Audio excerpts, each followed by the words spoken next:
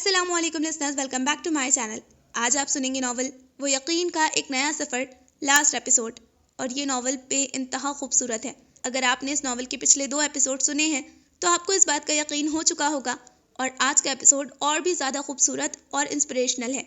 इसमें पता चलेगा कि ज़ूबिया के साथ आखिर हुआ क्या था, क्यों उसकी ज़िंदगी इतनी अजीब सी है, और असफंदियार के पास्ट के बारे में भी एक सच है। तो आज का एपिसोड बहुत इंटरेस्टिंग है। चलिए शुरू करते हैं हमारे नावल का लास्ट एपिसोड। मेरे घर में मेरे अब्बी थे, मेरी बहुत प्यारी अम्मी थी, 2 बड़े भाई थे। हमारे घर का माहौल कट्टर मजहबी किस्म का था। अब्बी मेरे अब्बा कराची यूनिवर्सिटी से पढ़े हुए थे। उन्होंने हिस्ट्री और फ़लसफ़े में एमए किया हुआ था, मगर इतने तालीम याफ्ता होने के बावजूद मजहब के मामले में इंतहा पसंद थे। वो बहुत सख्त गिर और जालिम शौहर थे। अम्मी का सारा दिन इसी फिक्र में गुजर जाता था कि कहीं कोई बात उनके खिलाफ मिजाज ना हो जाए। ज़रा उनके असूलों से हटकर कोई बात होती और वो ज़मीन और आसमान एक कर देते। अम्मी का किसी के घर जाना या किसी रिश्तेदार, ख़ास तौर पर मर्द रिश्तेदार का हमारे घर आना उन्हें बिल्कुल पसंद नहीं होता था। उनके रवैये से खाइफ होकर लोगों ने खुद ही हमारे घर आना छोड़ दिया था। अम्मी बाजार नहीं जा सकती थी। वो अम्मी की और हम बहन भाइयों की सारी खरीदारी खुद करके लेकर आते थे। हमारे घर में रुपए पैसे का कोई मसला नहीं था।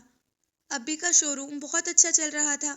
इसके अलावा उनकी तारिक रोड पर 3 दुकानें थीं, जहां से हर माह ठीक ठाक किराया आ जाया करता था। घर में 3-3 गाड़ियां थीं, मगर इसके बावजूद अम्मी बहुत चुप चुप और बुझी हुई रहती। उन्होंने शौहर की खिदमत में खुद को मिटा डाला था, मगर अब्बी फिर भी मामूली सी बात पर उन्हें जलील करके रख दिया करते।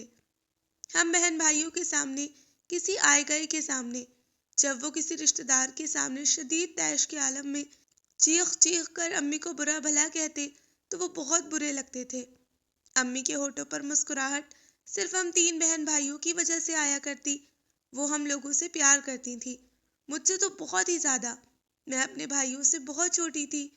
मैं 7 साल की थी जब अब्बी ने रेहान भाई की शादी तय कर दी थी। अम्मी उन दिनों बहुत बीमार रहने लगी थी जब शीमा भाभी रुखसत होकर हमारे घर आ गई थी। अब्बी के लिए उनकी बीमारी ड्रामेबाजी और ढकोसला थी। वो अब्बी से चोरी छुपे कभी रेहान भाई, कभी फरमान भाई के साथ डॉक्टर को दिखा आती। डॉक्टर मुख्तलिफ टेस्ट बताता, दवाएं देता। वो दवाएं तो खा लेती, मगर टेस्टों वगैरह की तरफ तवज्जो न देती। शायद अब्बी के नज़रअंदाज करने की सज़ा वो अपने आप से ले रही थी। मगर फिर एक रोज़ ऐसा आया जब अब्बी को भी ये मानना पड़ा कि वो ड्रामा नहीं कर रही थी। मगर जब उन्होंने यकीन किया, उस रोज़ मेरी माँ सफ़ेद कफन ओढ़कर हमेशा हमेशा के लिए हमें छोड़कर जा चुकी थी। चंद दिन अब्बी के नदामत में गुजरे। उन्हें थोड़ा बहुत मलाल हुआ कि बीवी के इलाज मुआवजे पर मुनासिब तवज्जो क्यों ना दी। अम्मी से जो खिदमतें करवाने की आदत हो गई थी, उसकी वजह से भी उनकी कमी बहुत महसूस हुई। मगर फिर आहिस्ता आहिस्ता उन्होंने इस माहौल में एडजस्ट कर लिया। शीमा भाभी, जिन्हें ब्याह कर आए अभी ज़्यादा दिन नहीं हुए थे, अम्मी के बाद घर का सारा निज़ाम व नस्क अब्बी ने उनके हाथ में सौंप दिया था। वो अब्बी के खूब आगे पीछे फिरती थी, उनका बहुत ख्याल रखती। इसीलिए कुछ ही अरसे में उनकी पसंदीदा तरीन शख्सियत बन गई थी। अम्मी की जिन खिदमतों को वो दरखोरे अतना नहीं जानते थे, भाभी उसका निस्फ भी करती तो वो तारीफों में ज़मीन आसमान एक कर देते। शायद इसलिए कि वो तो बीवी थी, बीवी जो पैर की जूती होती है, और शीमा भाभी तो उनका खून थी, उनकी सगी भांजी, लाडली बहन की औलाद। घर का हर काम शीमा भाभी के मशवरे से करना अभी पसंद करते थे। मेरे साथ शीमा भाभी के ताल्लुकात नॉर्मल से थे। मेरा अपना लगा बंधा रूटीन था, जिससे हटने का तसव्वुर भी नहीं किया जा सकता था। मैं उनके लिए किसी भी किस्म की तकलीफ का बायस नहीं थी। 7.5-8 साल की बच्ची से उन्हें पुरखाश हो भी क्या सकती थी। अब्बी का हम लोगों पर गैर मामूली एहसान ये था कि उन्होंने हम बहन भाइयों को अच्छे तालीमी इदारों में तालीम दिलवाई थी। मगर रेहान भाई और फरमान भाई दोनों ही को पढ़ने का ज़्यादा शौक नहीं था, इसलिए दोनों ग्रेजुएशन करके उनके साथ कारोबार में शरीक हो गए थे। मैं भी कोई बहुत अच्छी ज़हीन तालिबा नहीं थी, बस गुजारे लायक ही पास हो जाया करती थी। हर बार रिपोर्ट कार्ड देखते हुए अब्बी का पारा आसमान पर चढ़ जाया करता। सारी की सारी औलाद कुंजहन है, کسی ایک کو بھی تعلیم کا شوق نہیں۔ میں بڑی ہو رہی تھی، ابھی کے خوف کے باوجود میرے اندر بہت سی معصوم سی خواہشیں جنم لینے لگی تھی۔ میرا دل چاہنے لگتا کہ میں بھی اپنے دوستوں کی طرح اپنی شاپنگ اپنی پسند سے کیا کروں۔ میری وارڈروب کپڑوں سے بھری ہوئی تھی، مگر ان میں میری پسند کا ایک بھی کپڑا نہیں تھا۔ سارے کے سارے ابی اور شیما بھابھی کی پسند کے کپڑے تھے۔ اسکول کے علاوہ مجھے کہیں آنے جانے کی اجازت نہیں تھی۔ میری کسی دوست کے گھر کوئی فنکشن ہوتا یا اسکول میں کوئی پکنک پارٹی ہوتی تو میرے جانے کا سوال ہی پیدا نہیں ہوتا تھا۔ ایک بار میری بیسٹ فرینڈ کرن کی برتھ ڈے پارٹی تھی۔ اس نے بڑے اصرار اور پرخلوص سے مجھے انوائٹ کیا۔ میں نے اس کی زیادہ اصرار سے مجبور ہو کر جب اسے یہ بتایا کہ مجھے کہیں آنے جانے کی اجازت نہیں، تو میرے پیچھے لگ گئی کہ وہ ابی سے خود بات کرے گی اور مجھے اجازت دلوائے گی۔ جب وہ ہمارے گھر دعوت دینے آئی اپنی ممی ڈیڈی کے ساتھ، تو ابی ان لوگوں سے جتنے روکھے پھیکے اور سرد انداز میں ملے، اسے دیکھتے ہوئے وہ لوگ تھوڑی دیر ہی ٹھہرے تھے۔ ان کے جاتے ہی ابی جو میرے اوپر چیخے چلائے اور برا بھلا کہا، تو جب تک شیما بھابھی نے آ کر بیچ بچاؤ نہیں کروایا چپ نہیں ہوئے تھے۔ اپنی ماں کی طرح سیر سپاٹوں کی شوقین ہے، اسکول پڑھنے بھیجتا ہوں یا رشتہ داریاں کرنے۔ آج کے بعد کسی دوست کے گھر جانے کی بات کی یا کوئی ہمارے گھر آیا تو گھر بٹھا لوں گا، انہوں نے وارننگ دینے والے انداز میں کہا تھا۔ مجھے اس سب کا پہلے ہی اندازہ تھا۔ اگلے روز میں اسکول گئی تو کرن نے بات چیت تو درکنار مجھ سے ہاتھ تک نہیں ملایا تھا۔ اس کی اور اس کے والدین کی ہمارے گھر جو عزت افزائی ہوئی تھی، اس کے بعد اس کا ناراض ہونا بالکل جائز تھا۔ میرے بہت معذرت کرنے پر بھی اس کا دل صاف نہیں ہوا تھا۔ مجھے چھوڑ کر اس نے دوسری فرینڈز بنا لی تھی۔ تب زندگی میں پہلی مرتبہ میرے دل میں ابی کے لیے نفرت پیدا ہوئی تھی۔ ابی، اپنا گھر اور گھر کا ماحول، مجھے سب سے سخت نفرت ہونے لگی تھی۔ مجھے ایسا لگتا میں کسی قید خانے میں زندگی گزار رہی ہوں، جس سے چند منٹوں کے لیے چھٹکارا مجھے صرف اسکول جا کر ہی نصیب ہوتا تھا۔ میری دوستیں فلموں، ڈراموں، فیشن، کپڑوں، کیریکٹرز، فلم ایکٹریسز اور ان کے اسکینڈلز کے بارے میں باتیں کرتی رہتی اور میں ایک طرف خاموش بیٹھی انہیں دیکھتی رہتی۔ کیوں زوبیا، تمہیں عامر خان کیسا لگتا ہے؟ ایک کلاس فیلو پوچھتی تو دوسری اسے ٹہوکا دیتے ہوئے کہتی، ارے اس سے کیا پوچھ رہی ہو؟ وہ سمجھ رہی ہوگی کہ شاید عامر خان تمہارے کسی کزن کا نام ہے۔ اس کی کشمکش پر سب کھلکھلا کر ہنس پڑتی۔ میرے ایک دفعہ کے بتانے پر کہ ہمارے گھر ٹی وی نہیں، اب وہ لوگ اسی طرح میرا مذاق اڑاتی تھی۔ کافی کچھ انہیں کرن نے بھی بتا دیا تھا۔ وہ لوگ پیٹھ پیچھے تو میرا اور بھی مذاق اڑایا کرتی تھی۔ میں دن بدن احساس کمتری کا شکار ہوتی جا رہی تھی۔ ٹین ایج میں انسان یوں بھی اتنا باشعور تو ہوتا نہیں، اس لیے میں کلاس فیلوز کے معمولی مذاق کو لے کر بھی گھنٹوں کڑھا کرتی۔ کورس کی کتاب کے علاوہ کوئی کتاب اگر ابی کو غلطی سے بھی میرے ہاتھ میں نظر آ جاتی تو وہ شاید مجھے قتل کر دیتے۔ ایک مرتبہ انہوں نے مجھے کامک بک پڑھتے ہوئے دیکھ لیا تھا، جو میں اسکول کی لائبریری سے ایشو کروا کر لائی تھی، تو انہوں نے کتاب تو اٹھا کر دور پھینکی ہی تھی، میرے منہ پر بھی ایک زوردار تھپڑ مارا تھا۔ تب سے ہی میں نے کورس کی کتابوں کے علاوہ کسی دوسری کتاب کو ہاتھ لگانے سے توبہ کر لی تھی۔ فرمان بھائی کی شادی ہو گئی اور نجمہ بھابھی ہمارے گھر آ گئیں، تو میرے ان تمام احساسات کو اور ہوا ملی۔ وہ ہمارے رشتہ داروں میں سے نہیں تھی، بلکہ ابی کے دوست کی بیٹی تھی، اور ان کے آتے ہی ہمارے گھر کے رنگ ڈھنگ میں تبدیلیاں آنے لگی۔ وہ ٹی وی جہیز میں لائیں تھی جو ان کے کمرے میں چلتا تھا، اور ابی نے اس بات پر کوئی اعتراض بھی نہیں کیا تھا۔ میرا دل چاہتا تھا میں بھی ابی سے چوری چھپے ان کے کمرے میں جا کر ٹی وی دیکھوں، مگر وہ مجھے، جینا اور فرحہ کو تو بالکل بھی منہ نہیں لگاتی تھی۔ شیما بھابھی کو دیکھ کر بھی ان کی تیوری پر بل ہی پڑے رہتے۔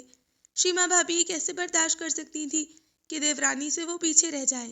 فوراً ہی انہوں نے ابی کو پتہ نہیں کس طرح رام کیا تھا کہ ریحان بھائی ان کے لیے بھی ٹی وی لے آئے تھے۔ اب وہ اپنے بچوں اور ریحان بھائی کے ساتھ آرام سے کمرے میں بند ہو کر فلمیں دیکھتی، گانے سنتی، یعنی ساری پابندیاں اور تمام اصول صرف میرے لیے تھے۔ ہماری ایک رشتے کی پھوپھی جو ذرا منہ پھٹ قسم کی تھی، انہوں نے یہی بات ابی کے منہ پر بول کر میرا دل خوش کر دیا تو ابی بڑے مطمئن انداز میں بولے، بہوؤں پر میرا اپنا زور نہیں چل سکتا، وہ تو پرائی ہیں، مگر بیٹی پر تو مجھے پورا حق حاصل ہے۔ ریحان اور فرمان کی بیویوں کو اجازت دے دینے کا یہ مطلب نہیں کہ میں اس سب پر خوش ہوں۔ اگر میں منع کر دیتا تو بہو کے ساتھ ساتھ بیٹے بھی مجھ سے ناراض ہو جاتے۔ ویسے بھی یہ آج کل کے لڑکے زیادہ ہی زن مرید ہو گئے ہیں، ہماری طرح تھوڑے کہ بیوی کو اس کی اوقات یاد دلا کر رکھیں۔ یہ تو بات بھی بیوی کا موڈ دیکھ کر کرتے ہیں کہ کس وقت کون سی بات بیگم صاحبہ کو ناگوار گزر سکتی ہے۔ اب بھی اپنی اس تعویل سمیت مجھے اور بھی زہر لگ رہے تھے۔ نجمہ بھابھی اور شیما بھابھی اپنی اپنی شاپنگ اپنی مرضی سے کرتی، بازاروں میں پھرتی، اب بھی کچھ نہ کہتے، یہاں تک کہ شیما بھابھی 6 سالہ ہینا کو بھی اس کی پسند کی شاپنگ کروا کر لانے لگی تھی۔ جب تک خریداری ابی کے ہاتھ میں تھی، چاہے رنگ اور پرنٹ اچھا لگے نہ لگے، مگر کپڑے کی کوالٹی تو اچھی ہوتی تھی۔ یہ کیسی زندگی تھی؟ مجھے اپنی زندگی جہنم محسوس ہوتی تھی۔ میری زندگی کا ایک یہی وہ مقام ہے جہاں میں خرجستہ میں اپنا عکس دیکھتی ہوں۔ فرق صرف یہ ہے کہ میں غیر شادی شدہ تھی، اچھے کھاتے پیتے گھرانے سے تعلق رکھتی تھی، اور وہ شادی شدہ اور غریب تھی۔ ان تمام حالات سے نالاں ہو کر جو کچھ بھی میں نے کیا، میں نہیں چاہتی تھی خرجستہ بھی اپنے لیے ایسا ہی کوئی چور دروازہ تلاش کرے۔ اسے بھی 14 سال کی عمر میں 50 سال کے بڈھے سے بیاہ کر یہی کہا گیا تھا کہ اب تم 14 سے نکل کر 50 کی سن میں داخل ہو جاؤ، اور مجھ سے بھی بچپن کی معصومانہ اور بے ضرر خواہشات چھین کر بڑھاپا طاری کرنے کو کہا گیا تھا۔ پھر ان دنوں جب میں اپنی زندگی سے مکمل طور پر مایوس ہو چکی تھی، اچانک ہی ایک بہت بڑی تبدیلی آ گئی۔ رمیز ناصر نام تھا اس کا۔ پہلی مرتبہ اس سے اتفاقاً ٹیلی فون پر بات ہوئی تھی۔ وہ فون کہیں اور کر رہا تھا، لیکن غلطی سے فون میرے گھر مل گیا تھا۔ اس وقت تو اس نے شائستگی سے معذرت کر کے فون بند کر دیا تھا، مگر اگلے روز جب اس کا دوبارہ فون آیا اور اتفاق سے میں نے ہی اٹینڈ کیا تو وہ مجھ سے بات کرنے کی خواہش کا اظہار کرتے ہوئے کہنے لگا، کل آپ سے بات کرنے کے بعد سے میں مسلسل ڈسٹرب رہا ہوں۔ ایسی مدھر اور کانوں میں رس گھولنے والی آواز تو میں نے آج تک نہیں سنی۔ اب چاہے آپ کو میرا دوبارہ فون کرنا برا ہی لگے، مگر میں خود کو روک نہیں پایا۔ میں نوجوانی کی سیڑھی پر پہلا قدم رکھ رہی تھی۔ 14.5 سال کی عمر میں مرد اور محبت دونوں ہی میری سمجھ سے باہر کی چیزیں تھیں، مگر پھر بھی مجھے اس کی باتیں سن کر کچھ مختلف سے محسوسات پیدا ہوتے محسوس ہوئے تھے۔ مجھے جتنے گھٹے ہوئے ماحول میں رکھا گیا تھا، وہاں ابی اور بھائیوں کے علاوہ کسی مرد کا میری زندگی میں کہیں کوئی گزر نہیں تھا، مگر اپنی دوستوں سے ان کی کزنز اور دیگر رشتہ داروں کے حوالے سے ایک دوسرے سے چھیڑ چھاڑ نے اتنا تو سمجھا دیا تھا کہ ماں باپ اور بہن بھائی سے محبت کے علاوہ ایک اور محبت بھی ہوتی ہے، اور شاید وہ سب محبتوں سے زیادہ خوبصورت ہوتی ہے۔ میں اس کی باتوں کے جواب میں کچھ بول تو نہیں پائی تھی، مگر لائن بھی ڈسکنیکٹ نہیں کی۔ میری خاموشی کو میری رضامندی جان کر اس نے اس سے اگلے روز پھر فون کیا، اس سے اگلے روز اور پھر اس سے اگلے روز، یعنی یہ کہ روزانہ فون کرنا شروع کر دیا۔ اس کے فون کا مخصوص ٹائم تھا جو میں نے ہی اسے بتایا تھا۔ دوپہر میں ابی، ریحان بھائی اور فرمان بھائی تو گھر پر ہوتے نہیں تھے، اور شیما بھابھی اور نجمہ بھابھی بھی اپنے اپنے کمروں میں سو رہی ہوتی تھیں۔ باقی رہے بچے تو وہ اپنا ہوم ورک کرنے یا کھیل کود میں مصروف ہوتے، اور اس طرف توجہ ہی نہ دیتے کہ میں لاؤنج میں بیٹھ کر اتنی آہستہ آواز میں کس سے باتیں کر رہی ہوں۔ شروع میں مجھے ڈر لگتا تھا کہ کہیں پکڑی نہ جاؤں، مگر آہستہ آہستہ میں اس روٹین کی عادی اور بے خوف ہوتی چلی گئی، یہاں تک کہ کبھی کبھار خود بھی اسے فون کرنے لگی۔ وہ لاہور کا رہنے والا تھا اور کراچی میں جاب کی وجہ سے رہ رہا تھا۔ اس کی فیملی وہیں کی تھی اور وہ یہاں احساس تنہائی کا شکار تھا۔ اس کے بھی میری طرح زیادہ دوست وغیرہ نہیں تھے۔ وہ مجھ سے اپنے گھر والوں کی باتیں کرتا، اپنے بہن بھائیوں کے قصے سناتا، اور میں اسے اپنے متعلق چھوٹی چھوٹی باتیں بتاتی۔ وہ تمام باتیں جو مجھے دن رات احساس تنہائی اور گھٹن کا شکار کیے رکھتی تھی، وہ سب میں اس سے شیئر کر کے خود کو بہت ہلکا پھلکا محسوس کرتی تھی۔ وہ میری دوستوں کی طرح میرا مذاق نہیں اڑاتا تھا، بلکہ مجھ سے ہمدردی کرتا۔ ابی اور گھر والوں کے رویے پر ان لوگوں کو ظالم اور مجھے مظلوم قرار دیتا، اور کہتا کہ میرا حوصلہ ہے جو میں اتنے جبر و استبداد میں زندگی گزار رہی ہوں۔ ہفتے بھر میں ایک چھٹی والا دن ایسا ہوتا تھا جب ہم بات نہیں کر پاتے تھے، اور اس ایک دن بات نہ کرنے پر مجھ پر جھنجھلاہٹ سوار ہوتی سو ہوتی، مگر وہ مجھ سے بڑھ کر بےتاب نظر آتا۔ ایک دن تمہاری آواز نہ سنوں تو دل بے چین ہو جاتا ہے، کچھ اچھا نہیں لگتا۔ اگلے روز آفس آ کر بھی سب سے لڑنے کو دل چاہنے لگتا ہے، بلا وجہ غصہ آتا ہے۔ اف زوبیا، تم نے مجھے کہیں کا نہیں رکھا۔ وہ انتہائی بے بسی سے جملے بولتا مجھے کسی اور ہی دنیا کی سیر کرانے لگتا۔ کیا میں زوبیا خلیل کسی کے لیے اتنی اہم بھی ہو سکتی ہوں جس سے کوئی دوستی کرنا پسند نہیں کرتا، جس کا سب مذاق اڑاتے ہیں اور اس سے دور دور رہتے ہیں؟ ایسی لڑکی کے لیے وہ ایک شخص اتنی بری طرح دیوانہ ہو رہا ہے۔ میں اپنی خوش بختی پر ناز کرنے لگتی۔ اب گھر والوں کے رویے میرا دل نہیں دکھاتے تھے۔ اسکول اور پڑھائی پہلے کون سی مجھے پسند تھی، اب تو اور بھی ان سے دھیان ہٹ گیا تھا۔ پھر اس نے مجھ سے ملنے کے لیے اصرار کرنا شروع کر دیا۔ شروع میں نے انکار کیا، اس لیے نہیں کہ میں اس سے ملنا نہیں چاہتی تھی، بلکہ اس لیے کہ میرے اوپر گھر والوں کا خوف سوار تھا۔ مگر اس کا اصرار بڑھتا چلا گیا، یہاں تک کہ وہ ناراض ہونے لگا تو میں نے اس سے ملنے کا فیصلہ کر لیا۔ شیما بھابھی سے میں نے اپنی ایک کلاس فیلو کے گھر جانے کی بات کی، جس کا گھر ہم سے اگلی گلی میں ہی تھا۔ میرا فزکس کا جرنل مصباح کے پاس رہ گیا ہے، اگر اس سے لا کر پریکٹیکل نہیں اتارا تو کل میم سے بہت ڈانٹ پڑے گی۔ جھوٹ بولتے ہوئے میرے ہاتھ پاؤں کانپ رہے تھے، مگر حیرت انگیز طور پر انہوں نے نہ تو کوئی حیرت کا اظہار کیا اور نہ ہی کوئی سوال جواب، اور بڑے اطمینان سے مجھے جانے کی اجازت دے دی۔ گھر کے قریب بنے اس پارک میں بھری دھوپ میں کسی سے سامنا ہونے کا خوف نہیں تھا۔ سخت ترین گرمیوں میں کس کا دماغ خراب تھا کہ پارک میں لو کے تھپیڑے کھانے آتا۔ وہ بینچ پر بیٹھا میری راہ تک رہا تھا۔ میں نے خیالوں ہی خیالوں میں اس کا جیسا خاکہ بنایا تھا وہ اس سے بھی بڑھ کر ہینڈسم تھا۔ مجھے اس سے بہت جھجک محسوس ہو رہی تھی اور وہ مسلسل میری تعریفیں کر رہا تھا۔ میں نے تو سوچا بھی نہیں تھا کہ خوبصورت آواز والی یہ لڑکی دیکھنے میں بھی اتنی حسین ہوگی۔ وہ والہانہ نگاہوں سے مجھے دیکھ رہا تھا اور میں شرمائی لجائی اپنی تعریفیں سن رہی تھی، مگر اس سب کے ساتھ ساتھ مجھے ڈر بھی لگ رہا تھا۔ اس لیے اس کی بہت روکنے کے باوجود بھی میں بہت جلدی اٹھ آئی تھی۔ گھر واپس آ کر سارا دن اسی منظر کو سوچتی رہی تھی، اس کی والہانہ نگاہیں، پیار بھری باتیں۔ تم سے ملنے کے بعد تو میں اور بھی تمہارا دیوانہ ہو گیا ہوں۔ سچ زوبیہ، اب تمہارے بغیر جیا نہیں جاتا۔ اب کی بار لاہور جاؤں گا تو امی سے تمہارے بارے میں ضرور بات کروں گا۔ تمہارے ابی تو ہماری شادی کے راستے میں رکاوٹ نہیں بنیں گے نا؟ کہیں ایسا نہ ہو امی ابو آئیں اور تمہارے ابی انہیں ٹکا سا جواب دے دے۔ وہ فون پر مجھ سے مختلف خدشات کا اظہار کر رہا تھا۔ ابی کو ماننا پڑے گا، ضروری تو نہیں کہ میں ساری زندگی ان کے ظلم سہتے ہوئے گزار دوں۔ میرے اندر ایک باغی لڑکی پیدا ہو گئی تھی جو مجھے ابی سمیت سارے زمانے سے ٹکرا جانے کا حوصلہ دے رہی تھی۔ ہاں، پھر میں بھی نجمہ بھابھی کی طرح اپنی پسند سے شاپنگ کر لیا کروں گی، ٹی وی دیکھوں گی، فلمیں دیکھوں گی، اپنی مرضی کی کتابیں پڑھوں گی۔ کوئی صبح شام مجھ پر تنقیدیں نہیں کرے گا، میں اپنی مرضی سے زندگی گزاروں گی، اور وہ بھی رمیز کے ساتھ۔ وہ بے پناہ خوبرو بندہ جو مجھ سے بے حد محبت کرتا ہے، اس کی سنگت میں میری زندگی کتنی خوشگوار گزرے گی۔ وہ تو کبھی مجھ سے اونچی آواز میں بات بھی نہیں کرے گا، بس ہر وقت مجھ سے پیار کی، خوشیوں کی اور محبتوں کی باتیں کیا کرے گا۔ کیا بات ہے زوبی پھپھو، آپ اکیلے اکیلے کس بات پر ہنس رہی ہیں؟ ہنا کی بات پر میں ایک دم چونک گئی تھی۔ رمیز کو سوچتے سوچتے شاید میرے لبوں پر مسکراہٹ بکھری ہوئی تھی، اور میرے برابر میں بیٹھی ہوم ورک کرتی ہنا نے پتہ نہیں کیسے یہ چیز نوٹ کر لی تھی۔ بیٹا، آج کل آپ کی پھپھو لگتا ہے اسکول میں روزانہ ایک پیریڈ لطیفوں کا بھی اٹینڈ کر کے آتی ہیں، بس گھر آ کر بھی انہی پر ہنستی رہتی ہیں۔ شیما بھابھی مانی خیزی مسکراہٹ چہرے پر لیے بڑے گہرے لہجے میں بولی تھی۔ میں فوری طور پر تو ان کی بات پر ڈر گئی تھی، ایسا لگا تھا کہ شاید انہیں کچھ شک ہو گیا ہے۔ مگر آنے والے دنوں میں جب انہوں نے نہ تو اس حوالے سے کچھ پوچھا اور نہ ہی اپنی کسی بات یا رویے سے ایسا کچھ ظاہر کیا تو میں اپنے وہم کو نظر انداز کر گئی۔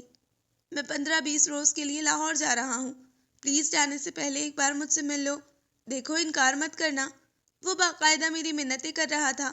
اس کی محبت نے مجھے بہت بہادر بنا دیا تھا، مگر میں پھر بھی خود میں اتنا حوصلہ نہیں پا رہی تھی کہ اس سے ملوں، اور وہ بھی اس کے گھر پر۔ بہت اصرار کے جواب میں نے پارک میں ملنے کی بات کی تو اس نے فوراً مسترد کر دی۔ پارک میں ملنا بھی کوئی ملنا ہے؟ ایسا لگتا ہے جیسے کوئی چوری کر رہے ہیں، کہیں کوئی دیکھ نہ لے، تلوار سر پر لٹکتی رہتی ہے۔ گھر پر ملیں گے تو اطمینان سے باتیں تو کر سکیں گے۔ میں اسے ناراض نہیں کرنا چاہتی تھی، پھر وہ اتنے سارے دنوں کے لیے چلا جائے گا، وہ بھی میرے خلاف دل میں شکوہ اور ناراضگی لیے۔ مجھے نیم رضامند دیکھ کر اس نے خود ہی آنے کے لیے مناسب وقت، یعنی جب مجھے گھر میں ابی وغیرہ کا خوف نہ ہو، اور شیما بھابھی سے کیا جانے والا بہانہ بھی بتا دیا۔ بات کرتے کرتے مجھے پیچھے کچھ آہٹ سی سنائی دی تو میں اسے ہولڈ کروا کر لاؤنج سے اٹھ کر ڈائننگ روم کی طرف آئی۔ لاؤنج اور ڈائننگ روم کے بیچ کوئی دروازہ نہیں تھا، بلکہ بہت خوبصورت جالی کے سفید پردوں کے ذریعے دونوں کو الگ کیا گیا تھا۔ وہاں کوئی بھی نہیں تھا۔ ڈائننگ روم سے آگے بنے کچن میں ماسی برتن دھو رہی تھی۔ میں مطمئن ہو کر واپس آ گئی تھی۔ مقررہ وقت پر میں پارک پہنچ گئی تھی، جہاں سے وہ مجھے بائک پر بٹھا کر اپنے گھر لے آیا تھا۔ اس کا گھر ہمارے گھر سے زیادہ دور نہیں تھا۔ مین روڈ کے دوسری طرف جو اپارٹمنٹس بنے ہوئے تھے وہ انہی میں رہتا تھا۔ اس کا 2 کمروں کا فلیٹ مجھے اپنے عالیشان گھر سے کہیں زیادہ اچھا لگا تھا۔ وہ ایک کمرہ ڈرائنگ ڈائننگ کے طور پر اور دوسرا بیڈ روم کے طور پر استعمال کرتا تھا۔ مجھے لے کر وہ سیدھا اپنے بیڈ روم میں آ گیا تھا۔ مجھے بیٹھنے کے لیے کہہ کر وہ وہاں سے چلا گیا۔ کچھ دیر بعد واپس آیا تو ہاتھ میں ایک بڑی سی ٹرے تھی جس کے بیچوں بیچ کیک رکھا ہوا تھا۔ ٹرے ٹیبل پر رکھ کر وہ میرے برابر میں صوفے پر بیٹھ گیا تھا۔ خوبصورتی سے سجے سجائے اس کیک پر لکھا happy birthday to you Zobia پڑھ کر میں کتنی دیر تک سکتے کی کیفیت میں بیٹھی رہ گئی تھی۔ اس نے میری سالگرہ کا دن یاد رکھا، نہ صرف یہ کہ یاد رکھا بلکہ اسے سیلیبریٹ کرنے کا اہتمام بھی کیا۔ ساری زندگی میں کبھی میری کوئی سالگرہ نہیں منائی گئی تھی۔ اب بھی تو دوسروں کے گھر ہونے والی برتھ ڈے پارٹیز میں شرکت کرنا بھی پسند نہ کرتے تھے۔ کیک کاٹو۔ وہ میری طرف دیکھ کر مسکرایا تھا۔ مجھے مارے خوشی کے رونا آنے لگا۔ میں نے کیک کاٹا تو اس نے خوبصورت سے ریپنگ پیپر میں لپٹا گفٹ اور محبتوں کے بھرپور اظہار میں ڈوبا کارڈ مجھے دیا۔ زندگی کے 14 سال تو واقعی قید بامشقت کاٹی تھی۔ یہ 15واں سال واقعی مختلف تھا۔ میری 15ویں سالگرہ جو میں اس کے ساتھ منا رہی تھی، میں اس سب میں اتنی خوش اور مگن تھی کہ مجھے ایک بار بھی یہ احساس نہیں ہوا تھا کہ وہ میرے اتنے قریب کیوں بیٹھا ہے، اس نے اپنا ہاتھ میرے کندھے پر کیوں رکھا ہوا ہے، وہ مجھے اتنی بدلی ہوئی نگاہوں سے کیوں دیکھ رہا ہے۔ میں تو بس خوشی خوشی کبھی اس کا دیا ہوا کارڈ پڑھ رہی تھی، کبھی وہ پرفیوم اور سوٹ ہاتھوں میں لے لے کر بچوں کی سی خوشی کا اظہار کر رہی تھی۔ آؤ آرام سے بیڈ پر بیٹھ کر باتیں کرتے ہیں۔ اس نے میرا ہاتھ پکڑ کر اٹھایا تو میں بغیر کوئی اعتراض کیے اس کے ساتھ اٹھ گئی تھی۔ مجھے یہ پتا تھا کہ وہ مجھ سے محبت کرتا ہے، وہ تھوڑے دنوں بعد مجھ سے شادی کر لے گا، مگر اس سے زیادہ عورت اور مرد کا رشتہ کیا ہوتا ہے میں نہیں جانتی تھی۔ مگر پھر بھی مجھے اس کے اتنے قریب بیٹھنے پر اچانک گھبراہٹ ہونی شروع ہو گئی تھی۔ مجھے کچھ سمجھ میں نہیں آ رہا تھا، مگر مجھے اس کی نگاہوں سے ایک دم خوف آنے لگا تھا۔ میں گھر جاؤں گی، میں خوف میں گری بمشکل بول پائی تھی۔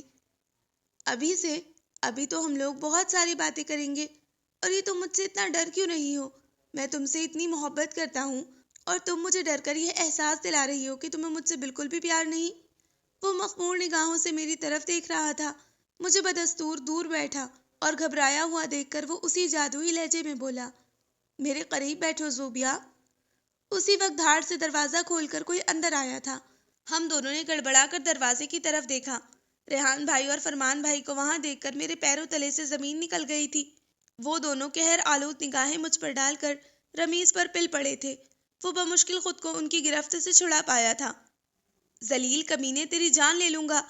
فرمان بھائی دوبارہ آگے بڑھے تو وہ 2 قدم پیچھے ہٹتے ہوئے طنزیہ بولا، میں زبردستی نہیں اٹھا کر لایا تمہاری بہن کو، یہ اپنی مرضی سے یہاں آئی ہے۔ بڑے غیرت والے بنتے ہو، اپنی بہن تو سنبھالی نہیں جا رہی جو مجھ سے چوری چھپے ملنے آتی ہے۔ ارے اس کو تو اگر میں یہ کہتا کہ میرے ساتھ گھر سے بھاگ چلو یا کورٹ میرج کر لو تو یہ وہ بھی کر لیتی۔ ایک غیر مرد کے گھر سے اگر ایک لڑکی برآمد ہو اور وہ بھی اس طرح کہ نہ تو وہ چیخ چلا رہی ہے نہ رو پیٹ رہی ہے، تو اس کا مطلب یہی ہو سکتا ہے کہ وہ اپنی مرضی سے وہاں آئی ہے۔ وہ استہزائیہ انداز میں بول کر اپنے منہ سے نکلنے والا خون صاف کرنے لگا تھا۔ یہ رمیز میرے بارے میں کس طرح سے بول رہا تھا؟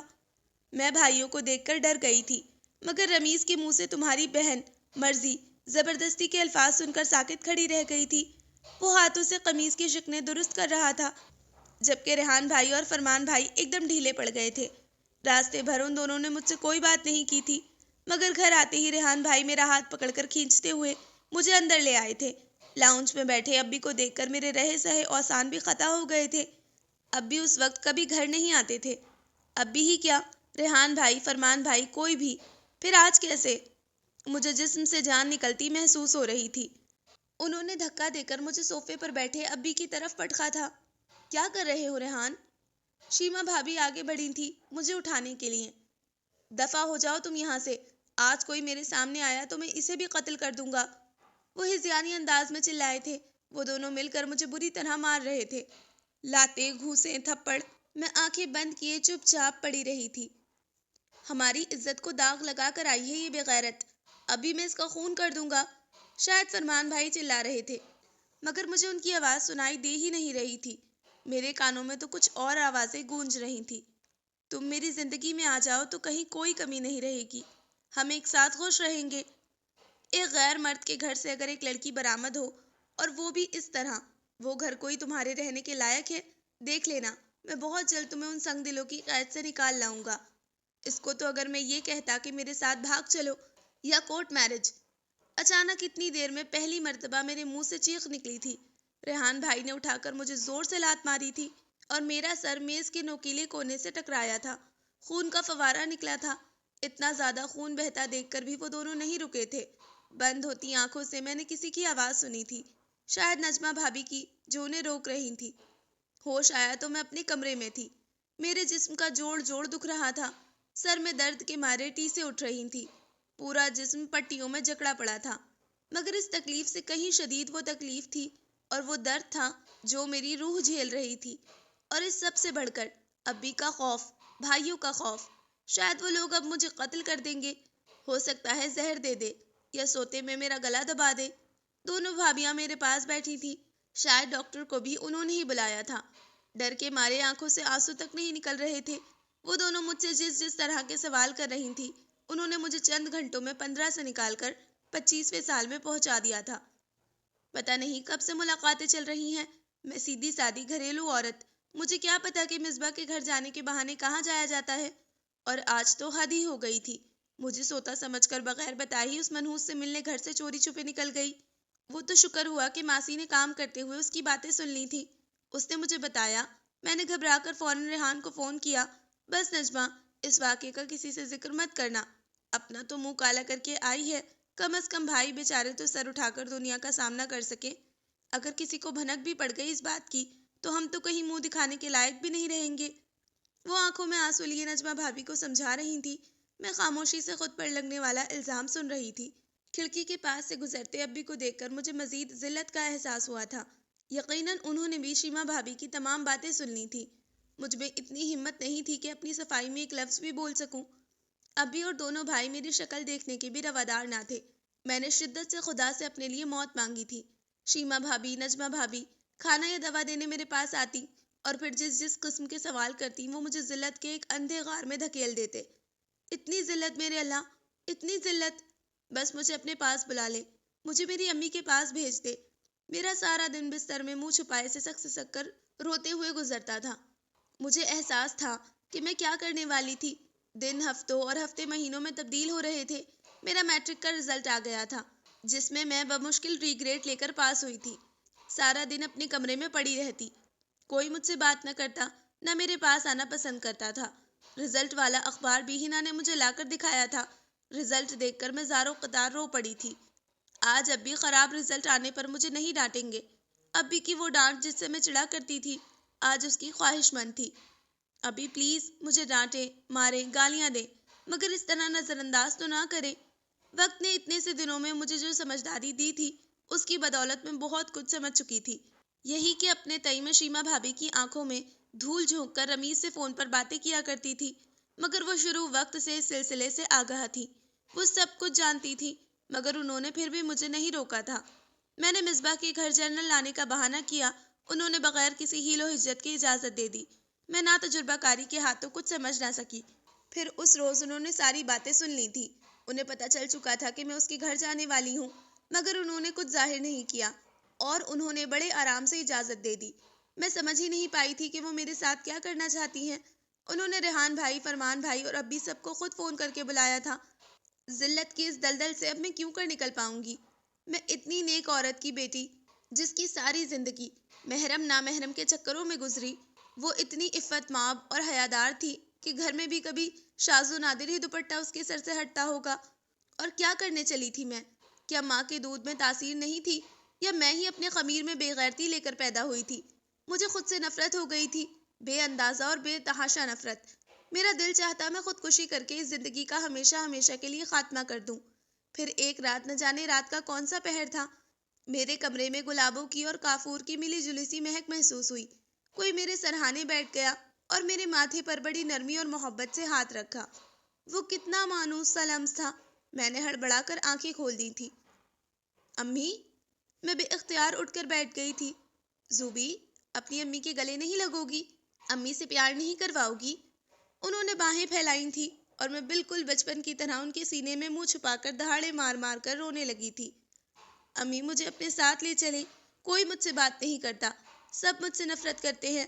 مجھ سے غلطی ہو گئی ہے، بہت بڑی غلطی، اور اب بھی وہ تو میری شکل بھی نہیں دیکھنا چاہتے۔ بے ربط جملے میرے منہ سے نکل رہے تھے، وہ پیار سے میرے سر پر ہاتھ پھیر رہی تھی۔ تم اپنے ابی سے معافی مانگ لو، انہوں نے اپنے مخصوص نرم و ملائم لہجے میں کہا تھا۔ وہ کبھی بھی مجھے معاف نہیں کریں گے۔ کیا آپ ابی کو جانتی نہیں ہیں؟ وہ تو بغیر قصور کے سزا دیا کرتے ہیں، جبکہ اب کی بار تو واقعی میرا قصور ہے۔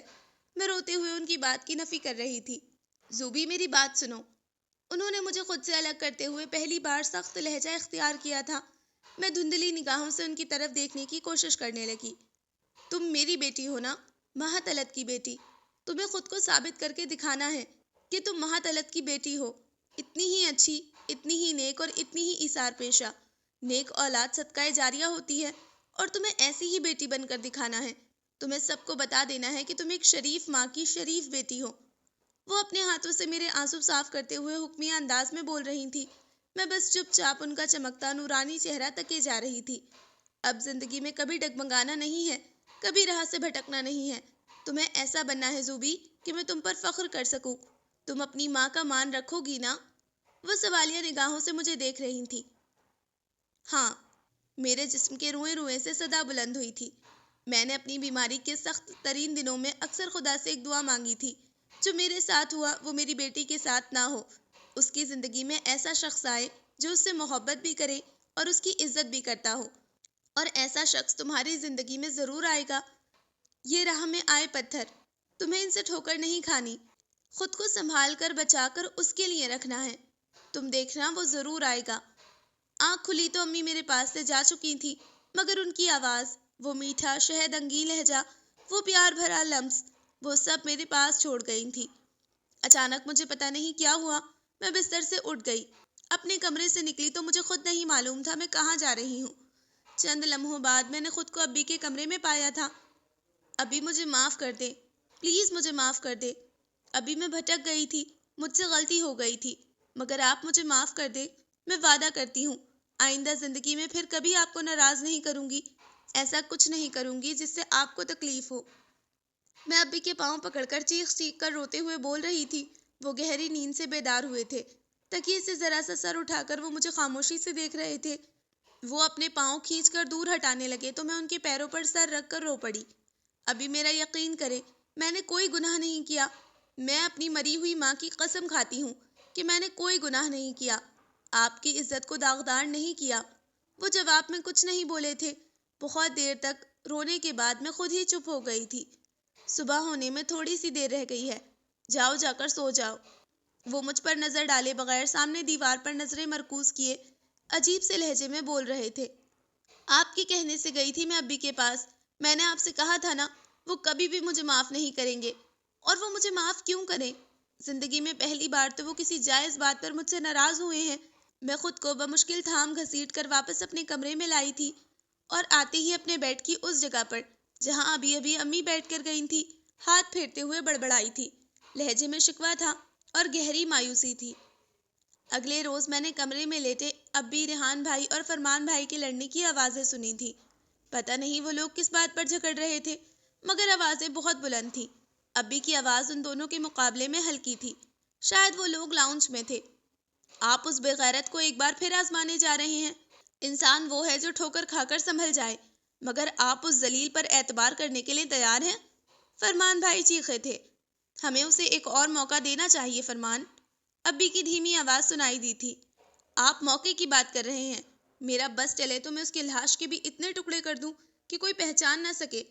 آپ اسی منحوس سے یا پھر کسی کے بھی ساتھ دو بول پڑوا کر اسے یہاں سے دفع کر دے۔ سچ کہتا ہوں ابی، اس کی شکل دیکھوں تو خون کھولنے لگتا ہے۔ صرف آپ ہی کی وجہ سے وہ زندہ سلامت یہاں موجود ہے۔ وقفے وقفے سے رہ کر اسی طرح کے جملے اس کی سماعتوں سے ٹکرا رہے تھے۔ میں فیصلہ کر چکا ہوں ریحان، اب چاہیں تم لوگ راضی ہو یا نہیں، مجھے کوئی فرق نہیں پڑتا۔ یہ آخری جملہ تھا جو ابی نے اس رات بولا تھا۔ ان کی بات کے جواب میں شدید طیش کے عالم میں ریحان بھائی نے فوراً کہا تھا، ٹھیک ہے، پھر میں یہ گھر چھوڑ کر چلا جاؤں گا۔ میں اپنی بیوی بچوں کو لے کر کل ہی یہاں سے چلا جاؤں گا۔ ابی نے انہیں روکنے یا سمجھانے کی کوئی کوشش نہیں کی تھی۔ میں اپنے کمرے میں ساکت پڑی تھی۔ مجھے پتا تھا ابی بیٹوں، خاص طور پر ریحان بھائی کو کتنا چاہتے ہیں۔ شیما بھابھی اور ان کے بچوں میں ابی کی جان ہے، مگر پھر جب گزرتے کئی دنوں میں وہ لوگ کہیں نہیں گئے تو میں نے سکون کا سانس لیا تھا۔ مجھے لگا تھا کہ شاید ابی نے انہیں منا لیا ہے اور کہیں جانے سے منع کر دیا ہے، مگر یہ بات بہت سالوں بعد میری سمجھ میں آئی تھی کہ ابی نے انہیں روکنے یا منانے کی کوئی کوشش نہیں کی تھی۔ ریحان بھائی تو سخت ترین غصے کی حالت میں گھر چھوڑنے پر تلے بیٹھے تھے، مگر شیما بھابھی نے انہیں سمجھا بجھا کر ایسا کرنے سے روک لیا تھا۔ ریحان بھائی انہی کے دماغ سے سوچتے تھے، انہی کی زبان بولتے تھے۔ پتہ نہیں شیما بھابھی نے ان پر ایسا کیا جادو کیا ہوا تھا کہ وہ آنکھیں بند کر کے جو کچھ وہ کہتی کیے جاتے، اور شیما بھابھی اتنی عقل مند تو بہرحال تھی کہ ابی کی دولت جائیداد میں سے اپنا اور اپنے بچوں کا حق محض کسی خود ساختہ انا، ضد اور غیرت کے نام پر قربان نہ کرنے دیتی۔ ابی نے میرا کالج میں داخلہ کروا دیا تھا۔ بات انہوں نے مجھ سے کچھ خاص نہیں کی تھی، بس فارم لا کر دے دیا، پھر خود ساتھ لے جا کر ایڈمیشن سے متعلق تمام کارروائی نپٹا دی۔ ابی کو بہت شوق تھا کہ ان کا کوئی ایک بچہ ڈاکٹر بنے، اسی وجہ سے انہوں نے انٹر میں فرمان بھائی کو پری میڈیکل گروپ میں داخلہ دلوایا تھا، مگر ان کو پڑھائی کا شوق ہی نہیں تھا۔ میں نے خود سے عہد کر لیا تھا کہ مجھے ابی کی نظروں میں سرخرو ہونا ہے، امی سے کیا وعدہ نبھانا ہے، اور یہی سوچ مجھے پری میڈیکل کی طرف لے گئی تھی۔ پھر میں جو کتابوں، پڑھائی اور اسکول کے نام سے بیزار رہا کرتی تھی، ایک دم بدل گئی۔ پڑھائی اور بس پڑھائی، میری زندگی کا محور اس کے علاوہ کچھ تھا ہی نہیں۔ کالج میں نے کسی سے بھی دوستی کرنے کی کوشش نہیں کی تھی، گھر میں ابھی بھی مجھ سے کوئی بات نہیں کرتا تھا، بھائیوں کے سامنے تو میں خود ہی آنے سے گریز کرتی تھی۔ مجھے ان کی اپنی سمت اٹھتی لال انگارہ آنکھیں دہلا دیا کرتی، ان کی آنکھوں میں مجھے دیکھ کر خون اتر آتا تھا۔ شیما بھابھی اور نجمہ بھابھی ضرورتاً بات کرتی تھی، اور ابھی کبھی کبھار کمرے میں آ کر کچھ چاہیے تو نہیں، پڑھائی کیسی جا رہی ہے قسم کے مختصر سوال و جواب کر کے 2-4 منٹ میں ہی واپس چلے جایا کرتے۔ اب ابی کے پیسے دینے پر شیما بھابھی میرے لیے جیسے بھی کپڑے لاتی، مجھے ان میں کوئی عیب نظر نہیں آتا تھا۔ وہ لوگ اپنے اپنے بچوں کو لے کر گھومنے پھرنے جا رہے ہوتے یا ٹی وی دیکھ رہے ہوتے، مجھے اس سے بھی کوئی فرق نہیں پڑتا تھا۔ میرے لیے تو زندگی کا مقصد صرف پڑھائی تھی۔ تم مہاتلت کی بیٹی ہو، تمہیں ایسا بننا ہے زوبی کہ میں تم پر فخر کر سکوں۔ یہ جملے مجھے مسلسل جدوجہد پر اکساتے رہتے۔ ہر رات میں پڑھتے پڑھتے ہی رائٹنگ ٹیبل پر سر رکھ کر سو جایا کرتی تھی۔ بستر پر باقاعدہ سونے کے ارادے سے لیٹنا میں بھول چکی تھی۔ دنیا میں کیا ہو رہا ہے، لوگ کیا کر رہے ہیں، کون کیا کر رہا ہے اور کون کیا نہیں کر رہا، میں یہ نہیں جانتی تھی۔ جس روز میرا انٹر کا رزلٹ آیا اور میں 84% نمبر لے کر پاس ہوئی تو بے اختیار میں نے امی کی تصویر کی طرف دیکھا تھا۔ مجھے ایسا لگا تھا جیسے ان کے سنجیدہ چہرے پر مسکراہٹ پھیل گئی تھی۔ میرے کچھ کہے بغیر ابی نے خود ہی میڈیکل کالج میں ایڈمیشن کے لیے فارم مجھے لا کر دے دیا تھا۔ ان کے 2 ٹوک انداز کے سامنے کبھی بھی کوئی ٹک نہیں سکتا تھا۔ ریحان بھائی اور فرمان بھائی دونوں تھوڑا بہت کہہ سن کر چپ ہو گئے تھے۔ ان دونوں کا خیال تھا کہ میری شادی کر دینی چاہیے، اور میں قابل بھروسہ نہیں، کو ایجوکیشن میں پڑھ کر تو کوئی نیا گل ہی کھلاؤں گی۔ میں نے کالج جانا شروع کر دیا تھا، سر سے پاؤں تک خود کو چادر میں لپیٹ کر۔ کالج کے مقابلے میں میڈیکل کالج کی زندگی بہت گہما گہمی اور پرمتحرک تھی، مگر میرا انداز یہاں بھی وہی تھا۔ پڑھائی کے حوالے سے میری 2-4 لڑکیوں سے بات چیت تھی، وہ بھی اس لیے کہ مختلف اسائنمنٹس یا پریکٹیکلز کے لیے گروپ میں کام کرنا پڑتا تھا، مگر اس بات چیت میں دوستی کا رنگ شامل نہیں تھا۔ گو اکثریت کے نزدیک میں ایک مغرور لڑکی تھی، لڑکوں سے تو ضرورتاً بھی بات چیت نہیں کرتی تھی۔ لڑکے تو لڑکے، لڑکیاں بھی میری غیر موجودگی میں میرے بارے میں مختلف کمنٹس دیا کرتے، پیٹھ پیچھے میرا مذاق اڑایا جاتا۔ اپنے اس رویے کے سبب اکثر میں نقصان بھی اٹھاتی تھی۔ لڑکے لڑکیاں گروپس میں کمبائن اسٹڈی کرتے اور میں اپنی 1.5 اینٹ کی الگ مسجد بنائے سب سے الگ تھلگ امتحان کی تیاری کرتی۔ اکثر تھیوری اور وائوا میں میرے نمبر دوسروں کے مقابلے میں اسی لیے کم ہوتے تھے کہ میں صرف لیکچرز، بکس اور نوٹس پر اتفاق کرتی تھی، جبکہ باقی سب ساتھ بیٹھ کر ڈسکس کر کے تیاری کرتے تھے، اور ڈسکشن میں ہی ان کا کانسیپٹ کلیئر ہو جاتا تھا۔ اس سب کے باوجود جب میں ہنا یا مہرین کے منہ سے یہ جملہ سنتی، زوبی پھپھو، ممی نے آپ سے بات کرتے دیکھ لیا تو بہت ناراض ہوں گی، وہ سونے لیٹ جائیں پھر میں آپ کے پاس آؤں گی، تو بہت ضبط کرنے کے باوجود میری آنکھیں جھلک پڑتی۔